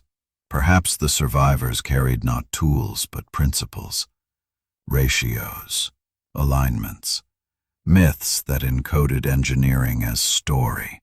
To a pre-literate people, a tale of 3 stars forming the belt of the hunter was both myth and instruction manual, a way to rebuild temples by memory alone. Knowledge became sacred because it was the only thing that outlived the flood. In Peru's highlands, the Inca told of Viracocha, a bearded man in white garments who came from the sea after a great darkness, teaching architecture, agriculture, and law. When his work was done, he walked across the Pacific and promised to return. Thousands of miles away, the Maya told of Kukulkan, and the Aztecs of Quetzalcoatl. Gods described the same way, carrying staffs or rods of power, always teaching, always departing. Were these legends of local prophets or distorted memories of real travelers? Remnants of an earlier global culture, spreading knowledge to a wounded earth. Even language preserves the echo. Across Indo-European tongues, the root vid, to see, to know, appears in Veda, vision, wisdom. The same sound flows through Sumerian, Sanskrit, and early Greek, as if knowledge itself carried a single ancient name. Tracing etymology is like following footprints through time. They lead backward to a shared origin older than history. Modern genetics adds another layer to the mystery. Studies of mitochondrial DNA show that around the end of the Ice Age, humanity's population bottlenecked severely. Yet, in the centuries that followed, gene flow expanded across continents faster than previously possible. The pattern suggests migration guided by small, knowledgeable groups, navigators who knew where to go when the world was remade. They may have been the biological core of the myths, real people whose deeds grew divine in retelling. Every monument they inspired carries the same message: remembrance. As above, so below. The phrase carved into later Hermetic texts may descend from these earliest teachers. They built to mirror the heavens, to ensure that when the sky changed again, humanity would still know its place within it. Their temples were maps, their myths, calendars, their rituals, mnemonic devices, an entire culture structured as a living memory system. But memory fades. Over generations, knowledge turned to superstition, geometry to worship, science to ceremony. The survivors became gods, their warnings transformed into prayers. Yet within those prayers lies data, cosmic periods, axial tilts, precessional cycles, numbers disguised as divinity. If we strip away the poetry, what remains is engineering. They were not omnipotent. They were survivors, fragments of a civilization that refused to vanish entirely. Their greatest achievement was not invention, but persistence. Against all odds, they carried the spark through the darkness, so that we might inherit light. The next part will follow how these keepers of knowledge scattered across continents to found the first true centers of power, how myth became empire, and how the echoes of that forgotten world still shape the nations of today. As centuries passed, the scattered survivors of the forgotten world transformed into legends, and their descendants into nations. What began as survival became civilization. Memory hardened into hierarchy. Myth became law. And the echoes of the flood shaped the first empires of humankind.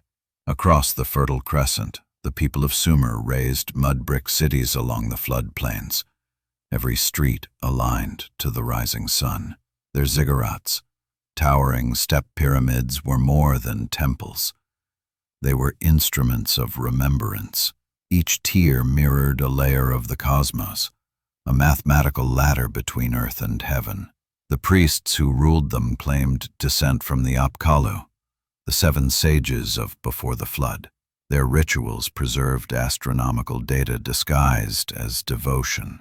When they recited hymns to the god Enki, they were also charting the rhythm of the tides and the orbit of the moon. Egypt inherited the same design instinct. Its early dynasties organized their kingdom not merely around the Nile, but around the stars. The pyramids of Giza were not random tombs scattered in sand. They formed a star map frozen in stone. The Great Pyramid marked the pole of the world. The Sphinx faced the rising of Leo, signaling the age that had ended.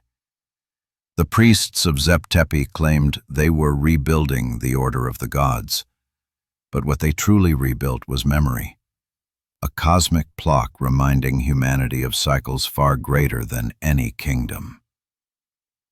To the west, the Minoans on Crete etched spirals into their palaces, symbolizing the motion of stars. To the east, the Indus cities used a uniform grid plan and standardized weights, a scientific order that speaks of intellectual lineage, not trial and error. The same ratios appear in the temples of Angkor and the stone circles of Britain. It was as if an invisible hand had passed blueprints across the oceans, a memory older than language, surviving through geometry. At first, these monuments united faith and knowledge. But power has gravity. Priests who once measured stars began to measure men. The sacred observatories became symbols of authority. The knowledge they guarded turned secret. Civilization was born from remembrance, but it matured into control. The keepers of lost wisdom became the architects of hierarchy. In preserving knowledge, they also claimed ownership of it. This shift was inevitable.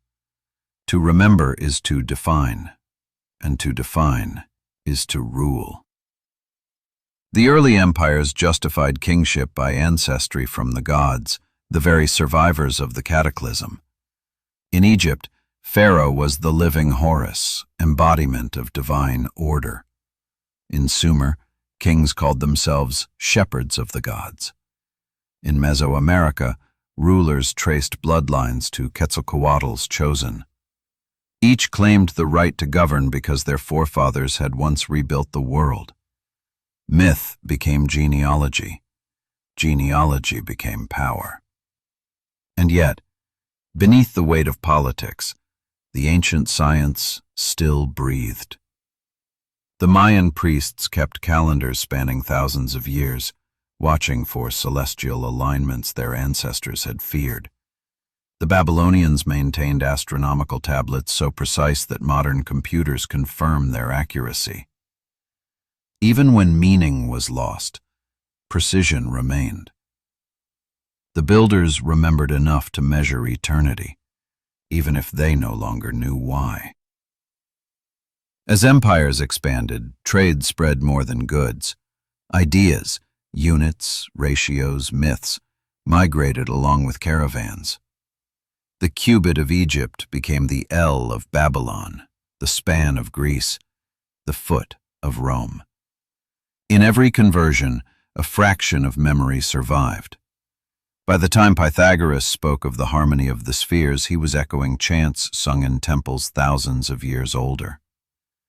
The scientist and the priest were once the same person, the guardian of balance between heaven and earth. But the balance never lasts. Over generations, empire hardened into dogma. Knowledge turned to scripture, curiosity to heresy. The stars that once guided survival became instruments of prophecy.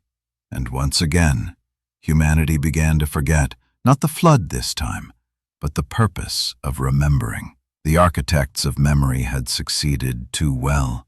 Their symbols endured, but their meaning faded into superstition. Even so, their legacy remains embedded in our world. The compass points, the calendar's rhythm, the geometry of our cities, all trace back to those early keepers who rebuilt civilization from ruin. Every modern skyscraper is a descendant of their ziggurats, every observatory a reflection of their stone circles. We still build to remember, though we no longer recall what we are remembering. The next chapter will explore the cost of that forgetting, the moment when humanity, confident in its progress, began to bury the very knowledge that had once saved it. It is the story of how history itself became selective, and how the true depth of our past was deliberately sealed away beneath the sands of time. Civilization, once reborn from chaos, soon began to edit its own story. The farther humanity walked from the flood, the less it wished to remember. In temples and palaces, knowledge turned into hierarchy, and hierarchy demanded control of time itself. To rule the present, one must write the past. Thus, history was born, not as a record of truth, but as an act of forgetting. The earliest scribes of Sumer carved tablets not only of trade and law, but of divine order. They traced a lineage from chaos to kingship, from the flood to their gods, fixing in clay what had once been fluid in memory. But what they chose not to write was just as telling. Nowhere in their archives do we find a full account of what came before. Their own legends admit, before the flood, the scribes were not yet born. The age of memory had ended. The age of record had begun. Egypt followed the same pattern. Its priests guarded the Book of Thoth, a mythical compendium said to contain all the secrets of heaven and earth, geometry, medicine, resurrection. But they locked it away, fearing that misuse could bring another catastrophe. Knowledge became sacred, and sacred became forbidden. The more advanced the science, the deeper it was buried in ritual. The act of remembrance transformed into religion. In protecting wisdom, humanity began to imprison it. Over centuries, this self-imposed amnesia spread. The world's first libraries rose: Nineveh, Alexandria, Heliopolis, storehouses of brilliance destined to burn. Each time fire consumed scroll and tablet, humanity lost another piece of itself. Whether by accident or design, the result was the same. The ancient continuum broke.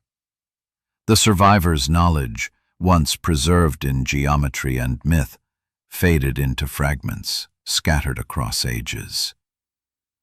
Why did we allow it? Perhaps because knowledge carries danger. The myths of Prometheus, of the Tower of Babel, of forbidden fire, all warn of humanity reaching too high. Progress threatened divine order, and those who claimed divine authority made sure it stayed that way. Kings and priests turned memory into property. They alone interpreted the heavens. They alone spoke for the gods. The legacy of the flood, meant to unite, became the foundation of control. By the Iron Age, myth had ossified into doctrine. What had once been data encoded in story became superstition. The great cycles of precession and cataclysm, once understood as natural patterns, turned into moral allegory. Floods became punishment. Comets became omens. The scientific language of the ancients survived only as prophecy, misread by their own descendants. Humanity had not only forgotten its origins, it had rebranded them. And yet, beneath the surface, the old knowledge never died completely. It survived in fragments: the measurements of the megalith builders, the astronomical alignments of temples, the secret ratios of architects. From Egypt to Greece to Rome, from Baghdad to Florence, pieces of the ancient world resurfaced each time curiosity overcame fear. Each Renaissance was a partial remembering.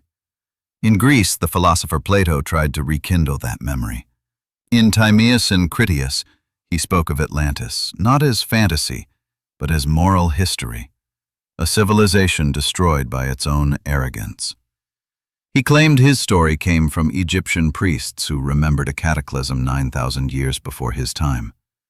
The numbers match the end of the Ice Age. Most modern scholars call it allegory, but Plato never wrote fiction. He wrote philosophy grounded in testimony. Through him, the memory of the lost world flickered back to life. Centuries later, the Library of Alexandria sought to gather all human knowledge. Scholars translated texts from every corner of the known world: Babylonian astronomy, Indian mathematics, Egyptian cosmology. For a brief moment, the continuum was restored. But fire came again. Wars and ignorance consumed the scrolls, and once more humanity's bridge to its deep past collapsed into ash. Perhaps forgetting is cyclical too. Each age remembers just enough to rebuild, then buries what it fears to understand. We invent progress and call it discovery, unaware we are walking a path already paved by our ancestors. The spiral of knowledge winds upward, but it is built on ruins, each layer rising from the bones of the last. In our time, we celebrate technology as unprecedented. Yet satellites, nuclear energy, and digital archives are only reflections of the same impulse that drove the ancients to carve memory into stone: the fear of losing everything again. We are the inheritors of their trauma. Our machines are our new pyramids built to withstand oblivion. But what if, like them, we too are approaching another forgetting? Our archives are fragile, our data mortal.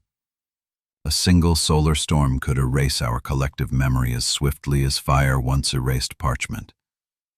If that happened, what would remain? The question echoes through time. How many ages has the earth seen rise and fall, each believing it was the first? The next part will explore that haunting pattern, the recurring cycle of memory and oblivion, creation and collapse, and how our modern world may already be repeating the ancient rhythm that ended civilizations before ours. Every civilization believes it will last forever. Every ruin whispers otherwise. From the deserts of Mesopotamia to the jungles of the Yucatan, the same rhythm repeats: rise, flourish, collapse, silence, rediscovery. Humanity does not climb a ladder of progress. It walks a circle of forgetting. Archaeology calls these cycles dark ages, but darkness is only the space between memories. When the Mycenaean kingdoms fell, Greece forgot how to write for 400 years. When Rome burned, Europe forgot how to build aqueducts, pave roads, and heal the sick. When the Mayan cities were abandoned, their calendars and mathematics vanished into jungle. Each time, the knowledge still existed somewhere, engraved in stone, preserved in myth, but the thread that connected minds was cut. It is not invention that drives civilization forward, but remembrance. Why do we forget? Because knowledge requires stability, and stability is fragile. A single eruption, a drought, a plague, a war, or a shift in ideology can wipe centuries of progress. Yet even without disaster, forgetting happens quietly. Power changes hands, libraries close, languages evolve, generations lose interest. Memory erodes not only through catastrophe, but through comfort. Prosperity breeds complacency, and complacency blinds us to the fragility of our world. History records these silences, but never their cause. The layers of ash and sediment mark endings without explanation. Archaeologists call them cultural discontinuities. The ancients called them judgments of the gods. Perhaps both are true, natural cycles written as moral lessons so that the pattern would not be ignored. As it was before, so shall it be again. Consider the climate graphs of modern science, the jagged lines of temperature and sea level repeating every 100,000 years, each spike followed by collapse. Earth breathes in long rhythms, and human civilization seems to breathe with it. The end of the Ice Age gave us Egypt, Sumer, and China. The cooling of the Bronze Age brought famine and fall. The medieval warm period birthed cathedrals and voyages of discovery. The Little Ice Age plunged Europe into plague and war. Now the pattern rises again. We live at another peak. The ancients would have seen this moment as a warning. What makes the cycle invisible to us is arrogance. We mistake our technology for immunity, our data for memory. Yet our civilization is more fragile than any before it. It depends not on stone or oral tradition, but on electricity, on fragile networks of silicon and code. One solar flare, one war, one generation of neglect could erase the sum of human knowledge faster than fire consumed the library of Alexandria. The flood of myth could return as the blackout of history. Perhaps this cycle is not punishment, but design. Destruction clears the field for renewal. In forgetting, humanity is forced to rediscover wonder, to rebuild curiosity from zero. Each age relearns humility. Every renaissance is born from ruin. The builders of Gobekli Tepe, the priests of Sumer, the engineers of Rome, the scientists of our century, all share the same fate: to rise, to forget, and to begin again. And yet, in every cycle something endures. Not knowledge, but instinct, the drive to look up, to measure the heavens, to question our origins. That impulse has survived every extinction. It is the ember that the flood cannot drown, the one spark carried through time by those who refuse to surrender memory. The keepers of the fire have changed names and faces, but their mission remains. We are the latest generation of keepers, standing at another turning of the wheel. The world beneath our feet hums with the echoes of forgotten empires, and the sky above us still holds the same stars that guided them. The cycle will continue, unless we learn to see it, to recognize that progress without remembrance is only repetition wearing new clothes. If history teaches anything, it is that survival is not about strength, but about memory. The species that forgets begins again as if for the first time, unaware that it walks in footprints millions of years old. To break the circle, we must become what the ancients once were: guardians of continuity, archivists of truth, builders who carve wisdom not only in data, but in stone, in story, in soul. The next chapter will be our final reflection, the attempt to understand what this prehistoric gap truly means. It will ask the question that underlies all others. If humanity has risen and fallen countless times, what does that make us now? The pinnacle of creation, or just another civilization waiting to be remembered? For 2 million years, the Earth has kept our story under lock and stone. The fossil record, the ruins, the myths, all fragments of a book we can barely read. Between what we know and what we sense lies a void, a vast prehistoric silence, the time gap no one can explain. It stretches across hundreds of millennia between the first spark of intelligence and the first written word. It is not absence, it is amnesia. We have walked this planet for at least 300,000 years, yet our recorded history covers barely 1% of that span. The remaining 99% is darkness, an uncharted epoch where entire civilizations may have risen and vanished without leaving more than whispers in stone. We measure that silence as prehistory, but perhaps it is more accurate to call it the forgotten world. Science tells us that anatomically modern humans existed long before civilization. They had brains the same size as ours, hands capable of the same precision. If they were us, then why did they wait hundreds of thousands of years to build cities, plant crops, and carve monuments? Did they truly wait, or did we simply lose their traces? Archaeology, for all its brilliance, is still young. It measures what it can touch, not what time has devoured. The sea hides coastlines once populated. The ice grinds memory to dust. The jungle reclaims stone faster than any library can preserve it. We forget how fragile evidence is, and how arrogant it is to mistake absence for proof. Just because something is gone does not mean it never existed. The prehistoric gap, then, may not be empty at all. It may be full of lost languages, technologies, and philosophies too ancient for us to recognize.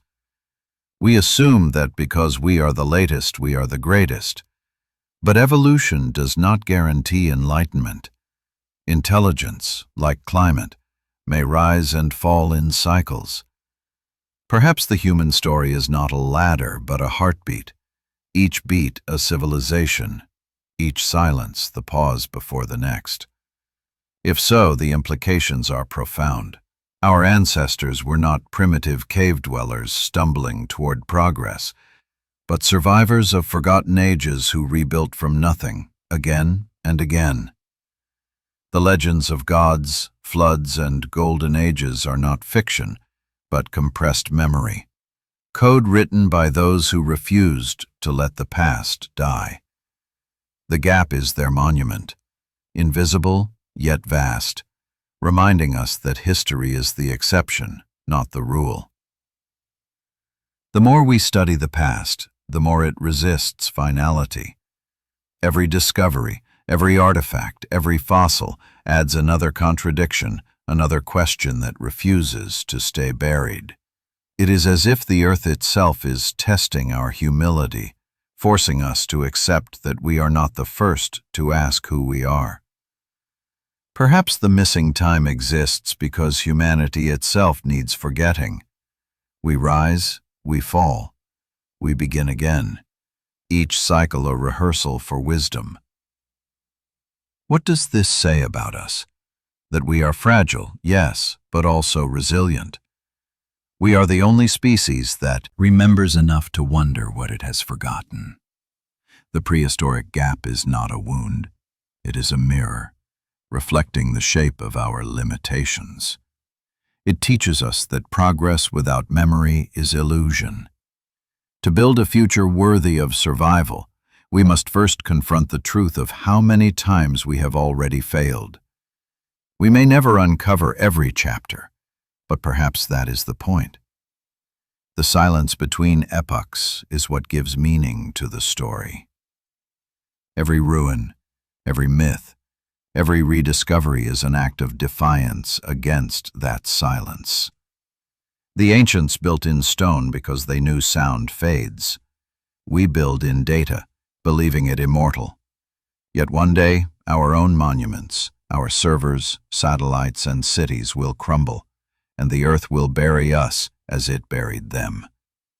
And then, far in the future, another generation will dig through the layers and ask the same question. Who were these people, and why did they vanish?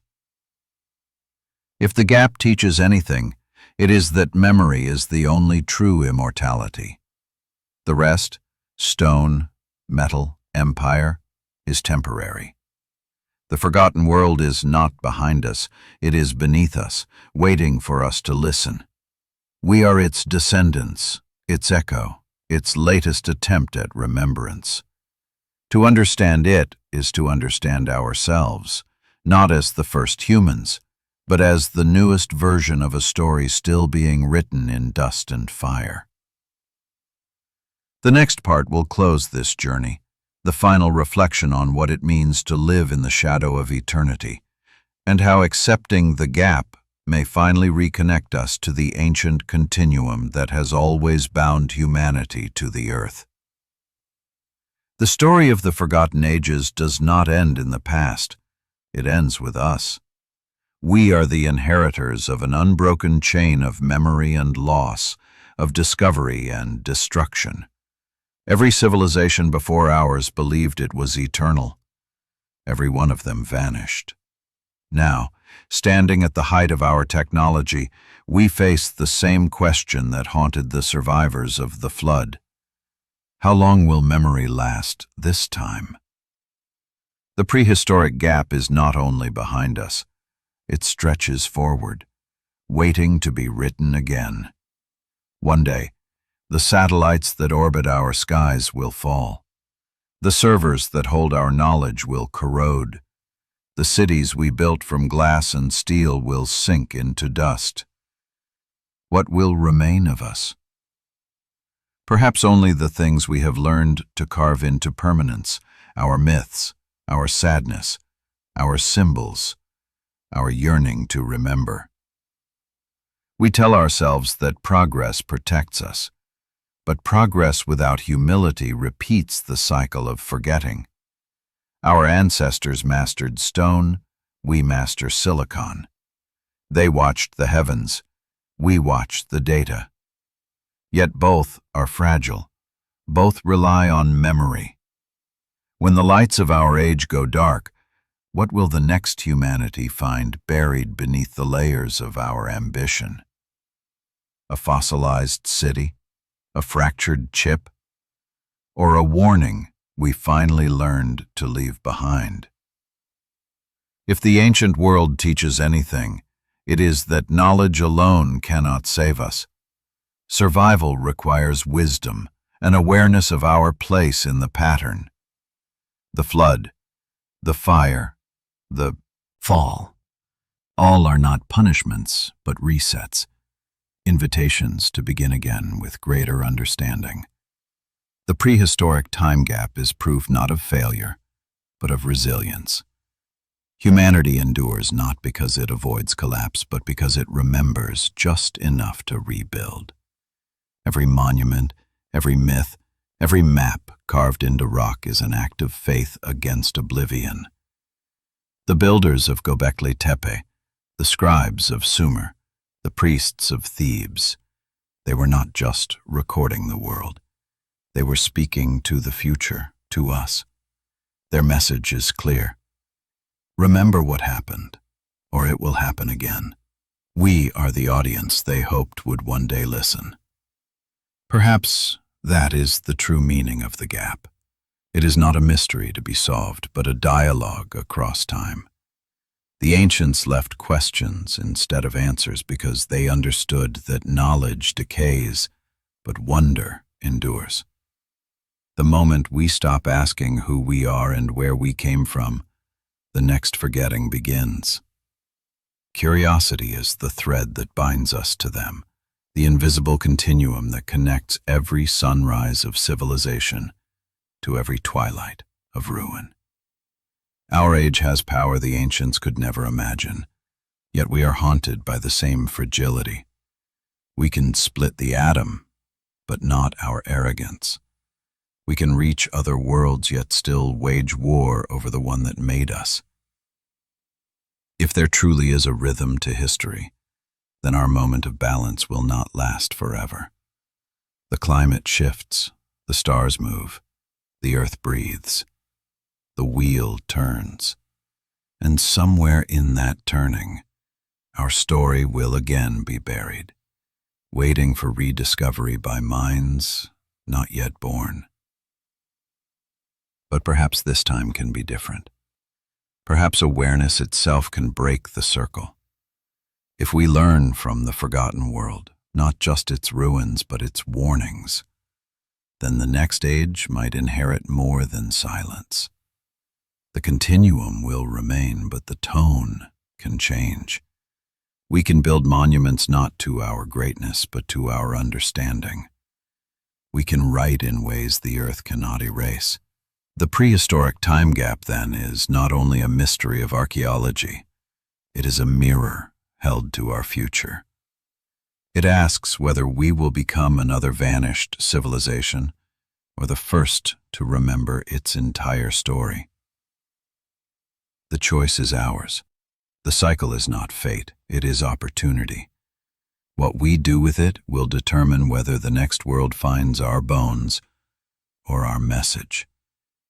And when that future humanity looks back through the layers of soil and ash, they may find our echoes and realize what we finally learned. That the purpose of history is not to glorify the past, but to protect the future from forgetting. The silence between ages will return someday, but maybe, just maybe, it will speak our name.